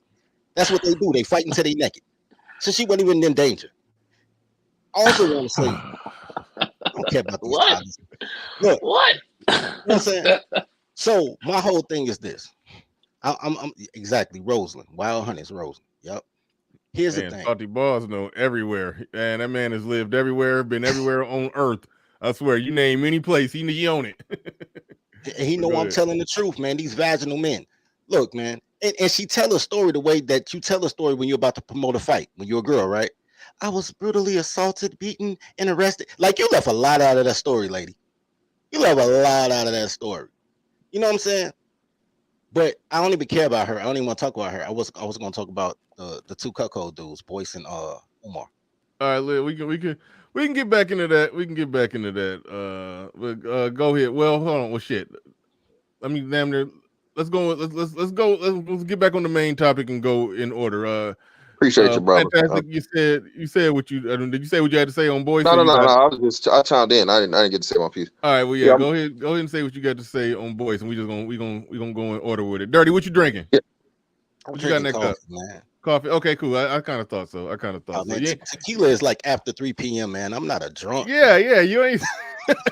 That's what I'm saying. You ain't seem you don't strike me as a drinker too early in the day. You know. And tequila is that's the healthiest alcohol. But anyway, yeah. Listen, man. Shout out to y'all, man. Shout out to everybody here. Like Sir Ty said, and brothers are saying in the chat, bruh. Oh, you niggas just get on the internet and complain about black women. You niggas just get on the internet and and this and that, all this other, bro. This is ground zero of this shit, right? And of course, everything blew up in there, bro. You can't put it all on Kevin Samuels, man. R.I.P. Kevin Samuels been gone for over a year now. Okay, so it's still people that were talking like this and about this before Kevin Samuels and after him. So what's happening is, bro, the message is getting out. And we're touching the generations, coming after us, and they're understanding just how BS it is, man. You know what I mean? It's a horrible, horrible deal. And for everybody to always talk to the quote unquote the good black man, bro, and you got to clean up the shit, but then take all the shit, like, bro, stop it, dog. Mm-hmm. Boyce is doing what Boyce always done. He's gonna cater to black women. He's gonna pander to black women. He's gonna simp all that other shit, la la la. And I guess people going in on them in the live talking about, brothers, look at what you did as far as, nigga said he defending his own relationship. That was fine. Exactly. Yeah, like, bro, you waited 20 years for the bitch to spin the block, brother, after you done, got accomplished and all this other shit, and she done had 20 years worth of dicks and 4 kids or 3 kids or however many. Brother, you a stepdaddy of the fucking galaxy and the century, brother. What are we talking about here? Okay. So yeah, man. What's happening is that the shit is being heard, and now everybody's scrambling because even Umar put he didn't do like a verbal response, but he put a statement out, in response to all of the backlash that he got from this, and it's just like, bro, we not going. We not our granddads, we not our uncles, we not our dads, we not that generation, bro. I'm not about to work my ass off, work hard, and to take care of the next nigga's nut. I'm not finna do it. Then, like Sir Ty said, bro, you're gonna get the disrespect, right? And then you're not even gonna have the protection because You know, a lot of people don't know this, man, but a lot of states legally you can't corporally punish a child that's not biologically yours. Legally, you can't. So even you know, let's say this son, you know, buck up, he starts smelling himself or whatever, he get his little, you know, he get his first little boost of testosterone. You got to sit him down. So now your freedom's at risk if you know the other parent in the situation wants to push it or whatnot. You feel what I'm saying? So I feel like niggas need to grab their nuts more, man. And let that be known. As soon as you enter that stepdaddy contract, let the woman know, listen, I ain't taking no shit off your kid. And if I want to check them, I will. If I want to whoop them, I will. I feel like black men, we got to do a better job of putting black women in check. They put up a tough front, but low key, 99% of black chicks soft as fuck. I would much rather say, brother, why would you even enter into that bad deal in the first place? Okay. And that's the decision that most dudes are making. It's easier said than done, bro. Most of these chicks got kids. I'm 31 years old. Yeah, they I feel you. But what I'm saying is this jacking off nigga if you avoid single moms your whole life. Yeah, brother, you make a point. Hold on, it's a difference between, because I mean, you say you're gonna be a jacking off dude if you avoid them. Yeah, if you absolutely 100% say I'm not doing anything with them at all, that's a hard stance. Yeah, but some of them look out though. We can't act like single moms don't look out. Some of them look out. You can hold on, man. You can draw a hard line. You can draw a hard line, especially as a man with no kids. You could draw a hard line and say, I'm only building a family with a woman who don't have kids. You could draw that hard line. If you draw that hard line of I will only have sex with a woman that don't have kids, exactly. That's a harder line to draw. Yeah, but I mean, I'm not trying to marry. You can do that one too, though. You can do that one too, but you know you'll be leaving a lot of pussy on the table. That's all.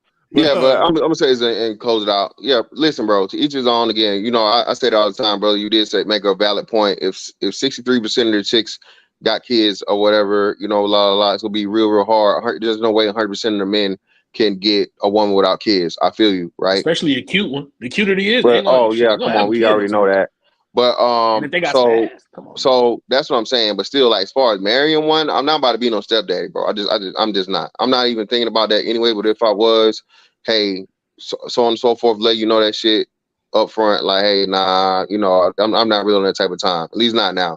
Shit could change and so on and so forth. But every man is his standards. Hey, every man is his own man. So do what you do. But at the end of the day, bro, the biggest message here is that you're getting these people that are outside of this space. And everybody's got something to say about it in response to the space. But again, talk all the way around it and not directly to it because, bro, none of these people want to talk to us, man. They don't want to debate this because the worst thing you could ever do as a snake oil salesman is the motherfucker prove that snake oil. And what'll happen is when they run the risk of, you know, talking to us and actually having these horrible arguments and these straw mans get broke down, you know what I'm saying, so easily, man. This is why they do what they do. So again, man, shout out to y'all for doing what you do, man. Hey man, Great Britain, you ain't shit for that one. Who jumped Booker T? WCW. Hey, you hold on. Let me put it back up. I didn't get it at first. I didn't get it either. Yo. Said that looked like. And just everybody. Oh man, that's crazy. Hey, drop the mic, man. Yeah, he ain't shit for that one. I'll say something brief. Sorry, hold on, real quick.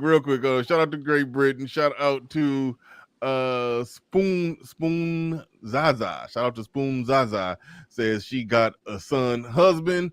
Thank you for the super chat. Appreciate that. And shout out to T-Balls once again said, all's my life I had to fight. Absolutely. These last $2, I'm not gonna lose. Yeah, given all my life I had to fight energy.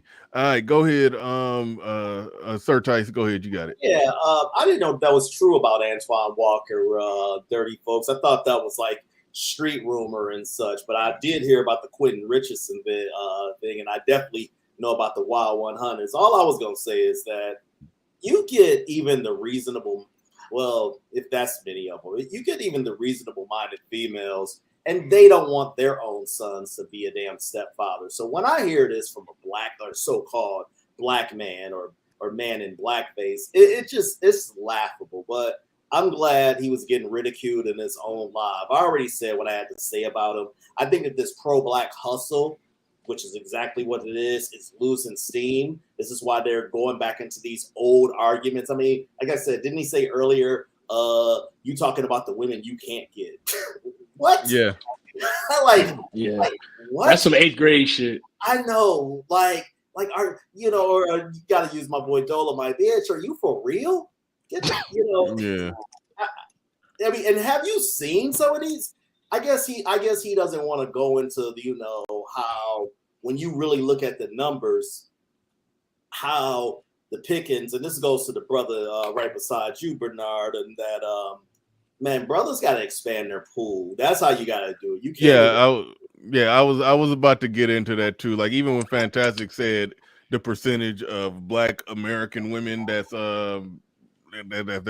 got kids or whatever, I'm like, it's roughly 400 million in America. Roughly 200 million women in America. So I mean, there's a big pool out there. There's a big pool out there. Then there's this is what I want to speak on. This reminds me of yesterday. I think I left a comment in your thing or whatever with Barbie and GC yesterday, that exchange. And she threw everything at him from you punk, you old nerd, and all this or whatever, you corny, you lame, or whatever. I'll let dang. The brother was asking for the mic and he just dropped just that quickly. No, he probably had to roll. And my thing was, I think he was saying peace. My bad. Yeah, my thing was just that it's like you're not gonna hurt. Oh, she's gonna call me corny. She's gonna call me lame. I need to get right so I don't get. Man, dudes are past that shit, especially the younger guys, or at least they should be. That's all I got. But Boyce tactics are old. Nobody's buying his courses. I'm amazed how he still has a presence of sorts. But there's a sucker born every minute. I mean, I'm not knocking the YouTube game because hey, I'm on YouTube and whatnot. But somebody else made. I'll just say somebody else made the point that like when you say you don't know how he's still relevant, YouTube and social media keeping a lot of them in the game because Boyce. I don't think nobody is paying is flying out Boyce to come speak. To come, to come be on the Breakfast Club and all those places. Being on YouTube, growing their own audience on YouTube. That's really keeping them in the game. Yeah, real talk. My mother actually listens to Boyce, and then I have to show her some of the counter things. She's like, "Oh my God!" Same thing with Umar or what have you. There was an interview with Umar and Lord Jamar from Brand Nubian. You probably don't remember Brand Nubian, but I know dirty folks do or what have you. And basically that interview totally Vlad TV now, right? No. He left Vlad TV. He has his own. It's called the You're Not a Mean Godcast. Anyways, it's actually pretty good. But that you looked that interview up. Umar embarrassed himself on this interview, but it was something else. I was just gonna say. Oh, you were talking about the YouTube game and something, and I was gonna say, well, the difference between you and him, but I can't quite remember now. So I'll just pass it over to Dirty. Hey, Sir Tice, the reason why they had a falling out is because Vlad wouldn't apologize for something he said about Minister Farrakhan. No, I know exactly why they held. Yeah. I feel that true hype. It was him and what's the guy? Godfrey, comedian. Yeah. But man, Boyce got this track record, man. We gotta swing it to Dirty before we go to your true hype. All right, go ahead. Dirty. All right, I'm gonna just say this. Umar got 2 kids in the street, one by a stripper. Boyce got a daughter in the street. They already created single children. For them to talk about marrying single mothers means nothing to me. Because Boyce from Chicago, right? So yeah, he is. So I ran into Boyce because he's friends with a man I really do respect, right? And plus I was there for the free food because I travel for free food. Anyway, and it's a real nice thing. It's like a black realtor like meet and greet mixer, and they have black caterers come in to show their wares and all that. So I go for the chicken. Anyway, I get there. When I'm walking in, I see Boyce Watkins. I'm about to walk right back out. right? Not because I saw Boyce, but because this particular day they were charging for the chicken. I was like, I didn't come for this, right? So Boyce says, and I remember this. He called everybody beta, said everybody was raised in a fatherless home, and he's the only alpha man in the room.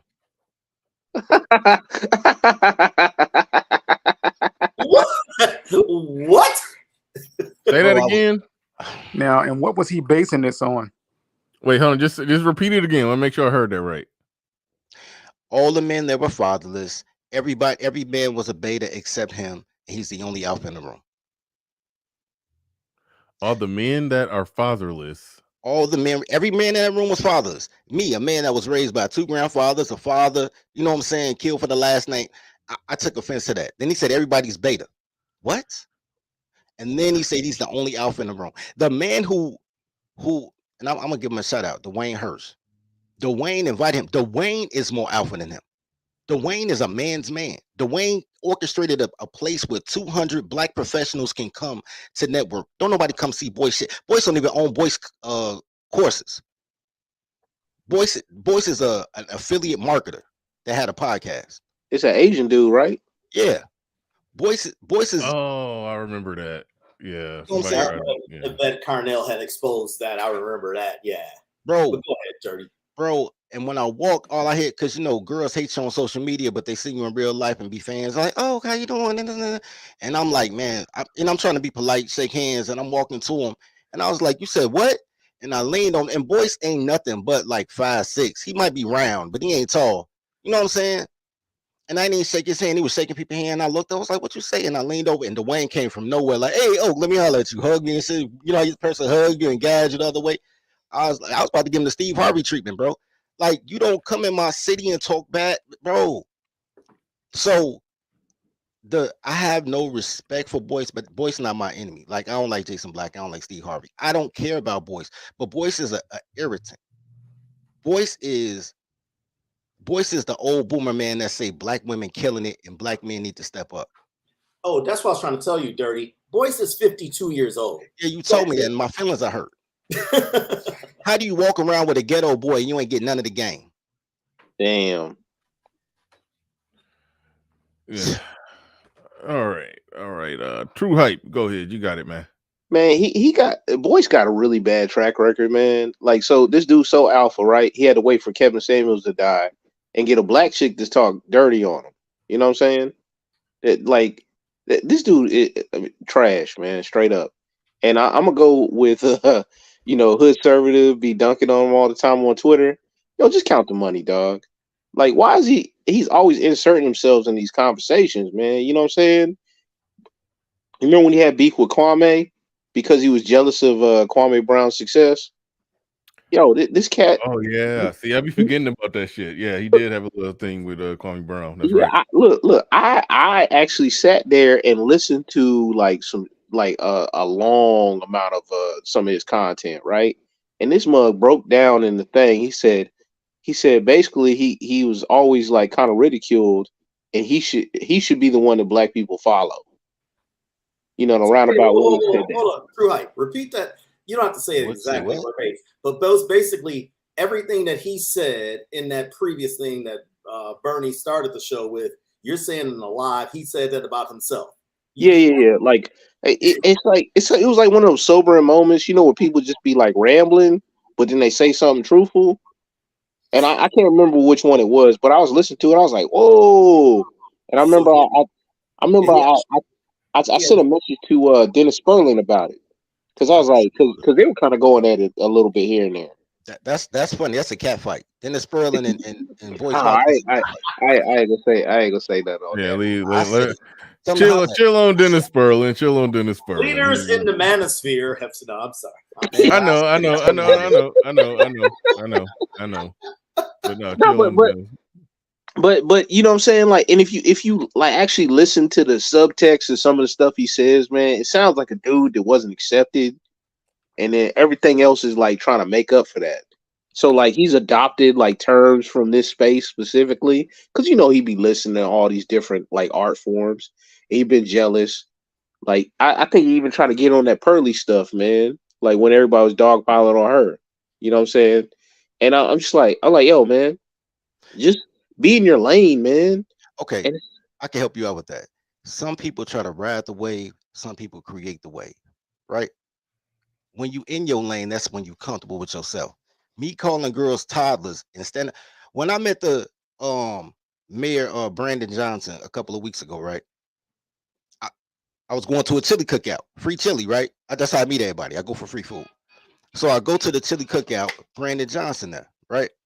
I don't get in the picture because the person who hosted the event was like, man, fam, I love you in private, but in public, I can't be seen with you because you call women toddlers. I said, well, shit, nigga, we ain't never gonna be seen in public then because I ain't gonna stop. You know what I'm saying? So, but toddlers is a wave. I sell toddler t-shirts. I got girls to ask me when I'm gonna make toddler tees for girls because they want to be my toddler. Toddler is a wave. You either create the wave or you ride the wave. You know what I'm saying? Now I see people calling women fight promoters, talking about Al 5 when they talk about DV, calling girls toddlers. I see that shit all the time. It's the wave. Boyce was never the wave. So anytime he see a wave, he try to ride it like a surfboard. That's what bitches do, follow trends. And that's what teenagers do, follow trends. You know what I'm saying?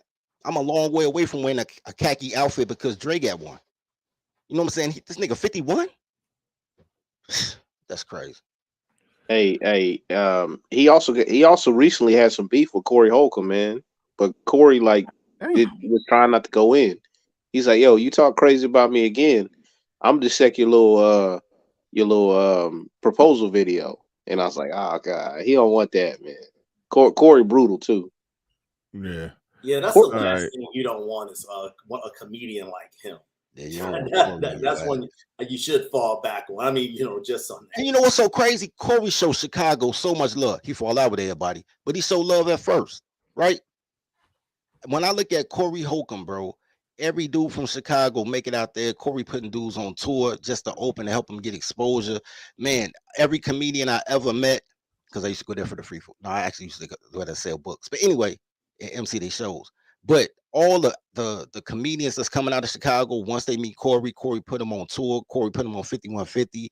Corey supports Chicago so hard. Him and D-Ray support fam so hard that if you from Chicago and Corey don't fuck with you, that say a lot about you, not a lot about Corey. You know what I'm saying? Mm-hmm. All right, Perfect Billis in the building. Go ahead, brother. You got the flow. You got the mic. What's going on? Man, I'm just sitting back laughing at this shit I'm hearing, man. I mean, it's a conversation that's, decades old now, what your boy Boyce is talking about, this whole shaming thing. But first, the whole stepdaddy conversation came up. Now I want to ask a couple of people who may know, because I remember hearing that, let's say if you do take that role on of being stepdaddy, whether you're married or not. Now I've heard it said that if you do it for a minute, you can actually be on the hook legally. You know what I'm saying? Like if you and the woman split up or something. Is that true? Yeah. Yeah. Damn. So that's all the more reason really to not even fool with that shit, because hell, y'all can all split up at any time. But my main point though, man, and what guys like Boyce, Umar, and the rest of them fuck niggas keep on trying to leave out is number one. What's going on or the conversation really only makes sense if you take into consideration that their target audience, they don't care about actions. All they care about is words. So what I mean by that is if you point out how, Umar got baby mamas and stuff, Boyce got a baby mama from what I hear, these guys ain't living what they preaching. The audience don't care about that. They care about only the part that they want to hear. And I think these guys, they understand that, so it's easy to get them to overlook how you're actually living if you're telling them what they want to hear. And as far as like the whole stepdaddy conversation in itself, the thing that be kind of fucking driving me is that, I mean, we know where it comes from. You know what I'm saying? We know how it starts, because you got people who like to pretend that they don't understand, a lot of black men's frustration, particularly, my generation, like mid-30s and up. They pretend to not understand where we're coming from. So I'll just make it as simple as I can for them. When a lot of us were younger, You know, I mean, the girls, I mean, they chose how they chose, you know what I'm saying? And most times they purposely made poor decisions. I emphasize the word purposely. And they got what they got, you know what I'm saying? They didn't want the dudes who they knew wanted to do right. They didn't want that shit. But so you fast forward, what, 15, 20 years later, the same men who they, you know, didn't want, now they're saying it is your responsibility to step up and help them because the community is fucked up and blah, blah, blah. And it's like, look, son, they talk shit to guys like us for not being like the men who made them single moms. So, but you know, there's something else I often I be wanting to ask these people when these kind of conversations come up is how come it is the men like us, you know, who get all the backlash when it comes to this whole stepdaddy thing? How come it is only the men like us who get the backlash for not wanting to quote unquote step up, but the biological fathers who are not there, they don't seem to get any negative pushback for not being there? That's so Because not you true. don't want to share. You don't want to share, man. What you work for. I know, but that's just not true though. What you Yeah, just said. hold on, Dirty. Let me just say this briefly because I know you're gonna go in. Perfect Villas. Do you think that they get the backlash, or, for lack of a better term, we're the audience for it? Because I don't think they're really talking to us. What do you mean? They're not necessarily. When many of them complain about the men, well, then again, you were talking about Boyce and such, but I'll just say this. When they're really talking about their baby daddies or the dudes like them. They want them to be the ones to shape up, but they have to dress it up as, we need black men to take care of the community and take care of their progeny and things like that, because it kind of gives them a cover. By doing that, they're not embracing a little low-level drug dealer baby daddy or whatever in that, if that makes sense. You know, I'm gonna try to answer that as best I could, because what I get from it, you know, from you know, a decade or so of analyzing these kind of conversations, typically when black women complain about quote unquote deadbeat daddies and all that kind of shit, they're usually talking about men who don't want to be stepdaddies. That's usually who they're talking about, you know, because for some very odd reason, they believe that the men they have the kids by and the man who plays the role of father are two different men. I mean, a lot of them, they really seem to believe this. So from my experience, again, a lot of this criticism is directed at, you know, guys like us. It's not directed at the men who are actually, you know, who actually fucked over them and left them or whatever the case may be, right? Because I'm help you out. Because you wasted 10 years listening to girls with clothes on. You just wasted a decade listening to dumb bitches. Let me help you out. Women hate all men. There is not a man that they don't hate. They hate their baby daddy till their baby daddy get killed, and he was a great baby daddy that brought Pampers every weekend. They hate the dude without kids because they got kids, want him to play stepdaddy. He won't do it. If he does do it, then she get abortions on his kids. You ever seen the stepdaddy really get a kid by the bitch who he playing stepdad too? Think about that shit. He might get one, keep a nigga baby. You know oh yes, Lord. See it all the time. So the whole thing is they really hate men, and men not smart enough to hate who hates him. I get all that. I get all that. I mean, right I sleep with the enemy from time to time, but at least I know they're the enemy. Like you guys are putting too much stock into what girls say with clothes on. Nothing they say really matters because they contradict themselves in the same sentence without a comma. Oh right? No, trust me. I mean, as far as putting whatever into it, I mean, I don't pay a shit no mind like talking about it because hell, I understand that I'm at an advantage these days. You know what I'm saying? I mean, here's the thing, bro. I'm gonna tell you. Let him finish. Let him finish. I'm saying I understand that I'm at an advantage these days. It's like the only reason, my only issue with this whole thing is like for the generations after us, because what's been going on is simply this. Now we talk about one group of men who actually are, you know, guilty of XYZ behaviors, right? But see, my issue is that instead of addressing those guys, you know, who are actually guilty of X, Y, and Z, instead they want to try and put their sins off on us. You know, they want to make it seem like it is us who did what those guys have done. And that's really my only issue because that's their get out of jail free card. They do it, but they do everything double-sided, bro. Okay, say it like this. Girls go get degrees so they can become the man that they want to date. They want that man to outman them. That's dumb. Girls go, they the most educated, most enrolled, not because they want an education, but because they don't want to lose their tanner because they all fucking single mothers. Girls do the dumbest shit on earth and they all need adult supervision, but men see them as partners instead of slaves. What happens is that you guys, part of being black, especially being a professional black, is you have to look out for the women, gays, and felons. You have to hate heterosexual, tawny and swarthy men that read. Perfect example. I come on here every day, part of my branding, dirty folks. And my folks, yeah, nope, because the feds be watching. But dirty folk every day. When I go outside, girls be like, oh my God, street nigga, would you like some sex? I'm like, yes, I would like some sex. 15 minutes later, having sex, right? Then they try to get to know me after the fact. Because I tell girls in the door, I don't care about nothing you got to say until we have sex, because everything you're gonna say is a lie until we have sex. So let's have sex before you tell me the bullshit, right? So after we have sex, then she finds out, man, I'm gainfully employed. I don't have a parole officer. I can read above a 6th grade level. Then all of a sudden, I don't deserve kids and blah, blah, blah. But they all want to turn their hood nigga into an educated thug. They find an educated thug, be like, oh my God, you ain't got no parole officer. Girls want everything and nothing at the same time. They just fucking dumb. They just fucking dumb. Quit listening to girls with clothes on. If they ain't naked, they ain't worth it. Damn. And that's what I'm saying. Like these days, I don't listen to that shit. Cause like I said, I'm at an advantage, bro. It's not like I'm some teen or some 20-something dude or whatever. And it's like I'm at a stage in my life now, man, where it's like I said earlier, I got the upper hand now.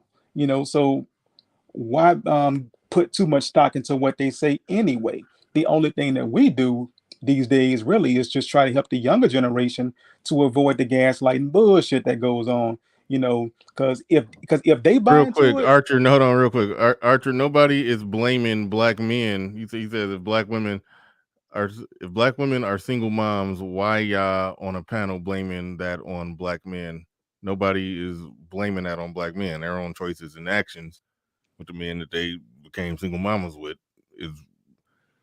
those are their choices and their actions. Where are you hearing somebody blaming black men? Like I don't know how. You have an interpretation. I think me and you have had this conversation before, and you have an interpretation of what it means when somebody say it's her fault. She chose who she chose.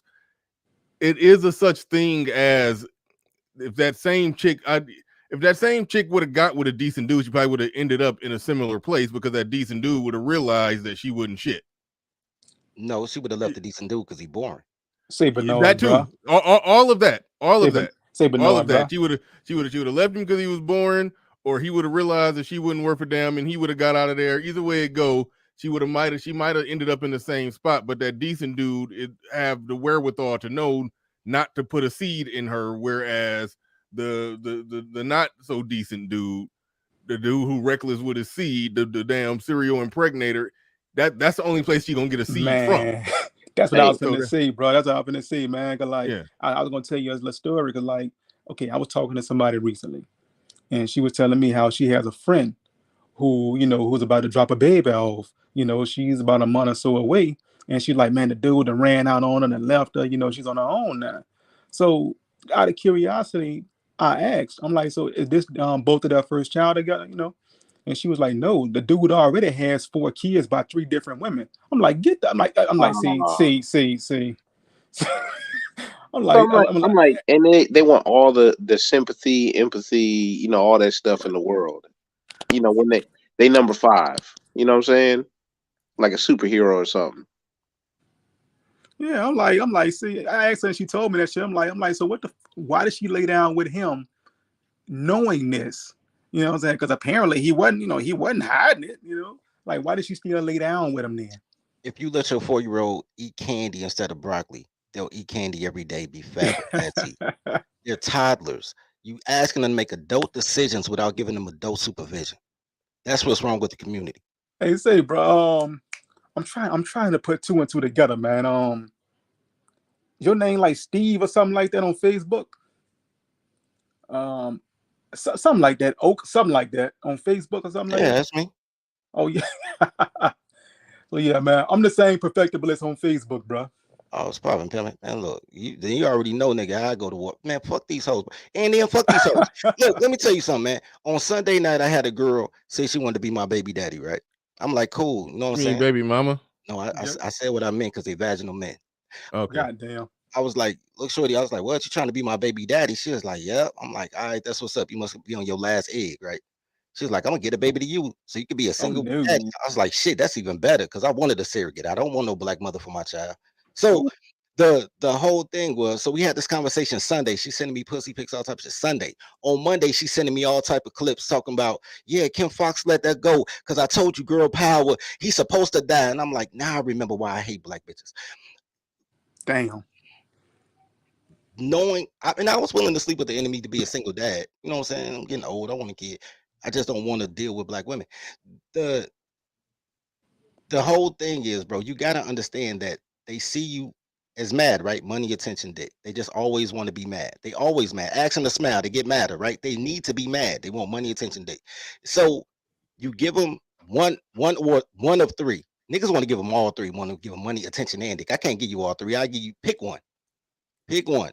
If you pick money, you're gonna get paid in the tacos. I can get you attention, I can give you dick. Because black women are not complete people. They can either help you or fuck you, but they can't do both. So I would rather get the sex and get the help from my brothers. You know what I'm saying?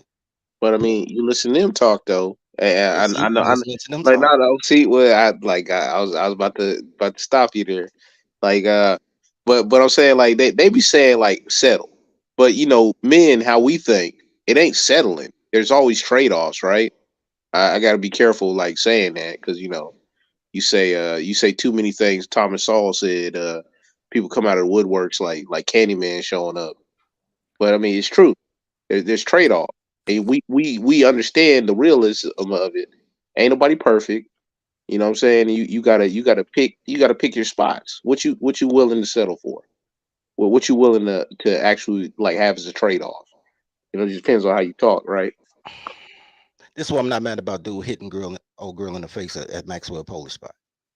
Now, I think the little boy should have been exonerated, but I think the mother should have had a day in court. Yeah, I think the process should have went through honestly. But here's what's she suing for? What's she suing for? Basically, because she said she was arrested. She's suing for being arrested, and she's suing. Oh no, she can't. I don't think she should win that shit. If she's suing for being arrested, put it like this: an investigation needed to take place, especially if it was reports that the man got chased down after the fact with her saying "kill him, shoot him, keep shooting." You know, she should have. Yeah, it was and trying to take the gun and go shoot his girlfriend. It's like, nah, she should have got charged with something. Yeah, I'm not saying she in court, bro. Yeah, but, she shouldn't have got hit with full first degree murder. I get that part. I get that part because hey, you know, it wasn't they had every right to go full ballistic, do whatever they had to do. You know, they had right to do that. Not saying I got no problem with the 14-year-old boy. Zero. I got all the smoke for his mama and for dude because dude was emotional too, but he dead. You know what I'm saying? The dead can't go to court. What I'm saying is I didn't have a problem with him hitting her, and I'll tell you why. He should have. Both of them had 100 different ways they could have resolved the conflict. So, but at that point, right? Because these bitches really think they tougher than men. You know what I'm saying? Here's the thing. Imagine a mindset of if I hang with killers, and I know I'm hanging with killers all the time. I hang with killers, and I don't even mean gangbangers. I hang with Cook County sheriffs. It's always guns everywhere. We shooting dice, we playing spades. Cook County sheriffs, Cook County detectives, and gangbangers because we all grew up together, right? You know what I'm saying? Mortgage brokers, teachers, everything, but everybody got a gun. Everybody got concealed. I feel so safe and secure because I know that everybody has their emotional faculty, right? Nobody's trying to lose their job or their freedom over the emotional faculty. But I also feel protected because I know ain't nobody gonna come rob this dice game because ain't nothing but sheriffs and police detectives and concealed carry cats there. CTA drivers, but they got guns. We found that out. Like everybody, right? Now, me feeling secure around people with guns because I trust the people with guns doesn't mean that I'm gonna fight a dude that I know got a gun on. You know what I'm saying? No matter how heated this spade argument get, I'm not gonna flip the table. I'm gonna hit it with the tequila bottle, knowing he got the gun on. Black women will date the shooter, then slap the shooter in the back of the head in front of his friends and shit like, fuck you, nigga, you better do. And then be like, oh my God, I can't believe the shooter tried to beat me up. Like, their mindset is fucked up. They really think that they slave masters. They really want to promote that fight. So when they get the fight they looking for, man, I'm never surprised when a fight promoter gets the fight that she promoted, ever. Hey, Dirty, on Bernard's panel yesterday, we had a lady come up, and she actually admitted to what I had said earlier in the panel. She was operating on that I will not get hit at any point in time. And you know, it took her getting hit, I get to recalibrate some of her systems or whatever. You know what I'm saying? To realize that, hey, this can happen to me. You know what I'm saying? And like I was always like teaching like the younger cousins, female cousins, all that stuff. You don't put yourself in a spot like that because everybody ain't grow up the same way. Everybody ain't gonna buy that social contract. I What mean, social same things with contract? the stepdaddy thing now. The You know, social don't contract is main contract though. yeah, true. But also one thing that's kind of lost in there is like, hey, if you raise up like a man, then he's probably gonna put you down like a man or some kind of variation. And those are the women telling us that. Let You me know tell what I'm you. saying? Let me tell you how many women came out the closet to tell me that they've been trying to get me canceled for a decade on social media.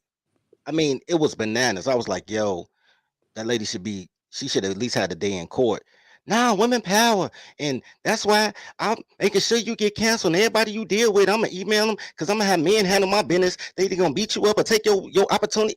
These are supposed to be quote unquote your women. Nobody cancels you quicker than black women. Yes, Nobody. Lord. So when you see the community isn't great, look at what they're doing to that 14-year-old boy was an honor student that was an aspiring actor, been in the movie. What's that show? The Shy, all type of shit. That was a good boy, and she turned him to a killer. Say, bro, let me tell you Oh, how really? crazy it Are is, you talking man. about the boy that's in this situation? That with the Yeah. I didn't know all that about him. Let me tell you how crazy it is, huh? Now, let's say if old boy would have lived, you know what I'm saying? The guy who threw the punch or whatever, let's say he would have lived.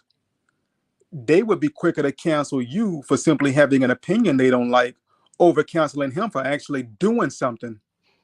That's how fucked up they are. Yeah, like it's wild, man. Like, you know what I'm saying? Like, okay, so you remember Jacob was it Jacob Blake situation to do with the knife? Mm-hmm. So he got shot in the back. All these cats like went out of their way without getting any facts and was like, yo, yeah, like this was completely unjust. And the whole situation was around the woman calling 911 to protect her. And he was trying to take the kids. You know, and everybody was armchair quarterback in that situation, just like this one. Yeah, Jacob Blake was dumb though. Yeah, big time. I'm Somebody like, that got yo, shot at Kenosha, Wisconsin, right? I don't know if it was Kenosha, but it was up there. I Yeah, don't know where it was at. He from Evanston, man. I grew up with. Apparently, we went to high school together. Well, I went to high school with people that knew him from school, and apparently he always been dumb and he always been cake over bitches. And he went out there and I saw the film and the police told him to freeze and he was like, he finna go to the car and get his gun. I'd have shot his ass too. What? Yeah. There was a whole lot of that stuff, and then they wrestled, and then like I guess got twisted up, and he still kind of got away from on one side of the car. And I'm just I'd like, yo, shot man, his ass too. for a bunch of people that allegedly scared for their life, they sure to be putting up all these fights, man. You know what I'm saying? That remind me of a story I was finna tell, bro. You know, a short little story. You know, and when y'all was just talking about the females and all that. Cause like one time I was in a store with the self checkout and stuff, and now I go to one of the self checkout registers, you know, to go do my thing, and now you got this female who walks up to me, and she pushes the fuck out of me. You know, she was saying that she was in line and she had that one before me and all that stuff, and she's going the fuck off. You know what I'm saying? Well, I mean, which by the way wasn't true, but anyways, but yeah, she's going off, and she pushes me again. Now, it just so happens that you had store security, you know, and the local police officer sitting right there, and they kind of came over and got in the middle of it and all that, and you know, asked what happened, gave them a quick little rundown, and the lady's still going off, and the cop is like, "What the fuck are you started hollering for?" In so many words, the fuck are you hollering for? You know, and she's like, "Well, the reason why I did what I did, pushed him, and the reason why I keep talking loud and all this because I was scared that he was gonna do something after I pushed him." So what the now? Of course, I'm thinking, what the fuck kind of logic is that? No logic. No, No bro. logic. Okay, so here's a story about dude. How I heard it. The story about dude that got hit in Maxwell and how he didn't have conflict resolution skills. She was waiting for her food. She already ordered. He trying to get his stuff. He telling her to move. She turned around, try to flirt with him, but he with his girl. He was with his girl. Well, a girl, not his, but a girl. And she was like, "Are you gonna pay for my food?" And he was like, "Bitch, I'm with my girl. Get the fuck about here." Boo." And that started the whole fuck you then. And that became the argument that escalated. That's why the girl was laughing at the argument, because he had two fight promoters. He had the girl he came with that's feeling like he's defending her honor. And then you got the crazy chick with the 14-year-old son in the car feeling like she's offended because a nigga won't pay for her food that she don't know. So like everything was her fault. He'll get the blame because he was like on grandma and knocked her, but she kicked the whole thing off. You know what I'm saying? I would Damn. her to beat up, but I mean, his girl probably couldn't beat up though, because that job looks strong, my nigga. She like a man. But I understand that situation because I remember being in biker clubs and three of the ugliest bitches you'll ever see in your life. I swear to God, it looked like Broomhill that came in with Wicked Witch of the West and another goofy ass walk ins, look at me, point at me like, "Hey, you be a gentleman, buy our drinks." I'm like, "I ain't buying no goddamn drinks." Don't buy our drinks. Then they went to the bar and ordered 3 drinks and pointed at me and said, "He gonna pay for them." I'm like, I'm waving like, I ain't paying for shit. Like, who the fuck told you that? Then goddamn, they was like, "Well, we finna go," and I'm in a motorcycle club. I don't know these dudes. I'm just supporting my man because he the caterer for the event. I don't know these dudes. And she's like, "Yeah, I'm about to go get the president. They finna beat your ass because you said you was gonna buy our drinks and you." Man, I kicked the back door, bro, and just went to the car, bro. Because I was like, yo, these bitches fucked up my experience. Because once again, free food, right? I'm chilling with the caterer, like, man. And they was cool dudes. I'm trying to sell a little soap. You know what I'm saying? They was Masonic brothers, so we chopping it up. Like, and they come and fuck up the whole you did. That's all these girls do is they see you enjoying yourself and try to fuck up your good time. That's why I have no, like, my hate is pure. It's righteous. It's not a, no, for real, because it doesn't come from a place of sexual frustration. Mm-hmm. That's the only thing. They leave their coochie on the ground. If girls could leave their coochie in the women's washroom, they would have to run back on their lunch break to go get their coochie. They don't care about the coochie. What they care about is attention. And if they don't get attention, you need to die. You know it's wild, man. Like I used to always like laugh at certain situations I see like in movies and stuff like that, till I started like going around certain areas, and the hood chicks would start like kind of coming in them areas too, and like now you in interesting circumstances, and I never got in a fight over it, or like a fight promoter like started something for me, right? But they were really aggressive, man, when they wanted something. You know what I'm saying? They were like, "Hey, when you gonna buy me a drink?" I'm like, I mean, normally we start with a conversation, but I'm like, "Yo, that's wild, man." I'm like, "Yo, it's mad rude." And then you point that out, and they you gonna buy me a drink or what? I'm like, No. hell nah, I ain't buying you nothing. With your independent ass. Be like, "Oh, you broke." I'm like, "You begging me for a drink and I'm broke." The What that problem is sound the girl, like? bro. The problem is because you're not afraid of the girl. The problem ain't the girl. The problem is all the dudes that's programmed to fight over these fight promoters. That's the problem. And I refuse to get killed by a dude over a toddler. I had a toddler try to get me hit because I bought her daughter a birthday gift. That's a true story. Called her cousin. The cousin came through. He was like, "Man, where you at? Drop your location." I said, "Nigga, I already know where you at. I'll ride down on you."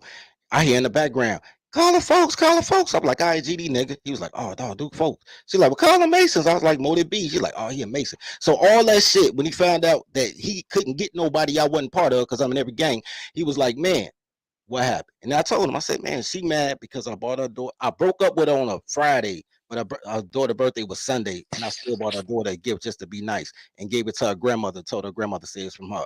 And grandma was like, her grandma was like, "You should have kept that boy. He looked out for your daughter." And she got mad because she lost another good nigga and tried to get me hit. It don't take nothing for these bitches to promote a fight, bro. Nothing. Shit, they get off on it, in a sense, hell. Oh, and y'all said earlier, y'all said boring, aka stable. I mean, Yeah. yeah, that's crazy, man. All right. We are rounding up. We close enough to the 3-hour mark. We about to round and wrap this bad boy on up. I like to formally thank everybody who participated in the stream today. Everybody who whether you like, share, subscribe, super chat, Cash App, did anything to support the stream. Appreciate each and every one of you. Appreciate each and every one of you. Trying to check one more thing before we get up out of here. Hold up. Where we at? All right. K Powell, thank you for that Cash App. I can't even remember if I acknowledged that one during the show, but thank you for that Cash App. Do appreciate that. And also, oh yeah. Thank you, RM, because I be forgetting every goddamn thing. Shout out to salute and shout out. Make sure you go subscribe. Go check out Machismo TV. Welcome to Machismo TV, the ultimate destination for modern men seeking to upgrade their lifestyle. Subscribe to Machismo TV and Saul T-Balls. We stream daily from 12 midnight to 8 a.m. Eastern Standard Time, the best male-centric content. Highlight reels without reviewing or providing any editorial bias to the content. We have done so much, with so little for so long, we are now qualified to do anything, with nothing. All right, and with that said, ladies and gentlemen, we are out of here. Peace. We gone.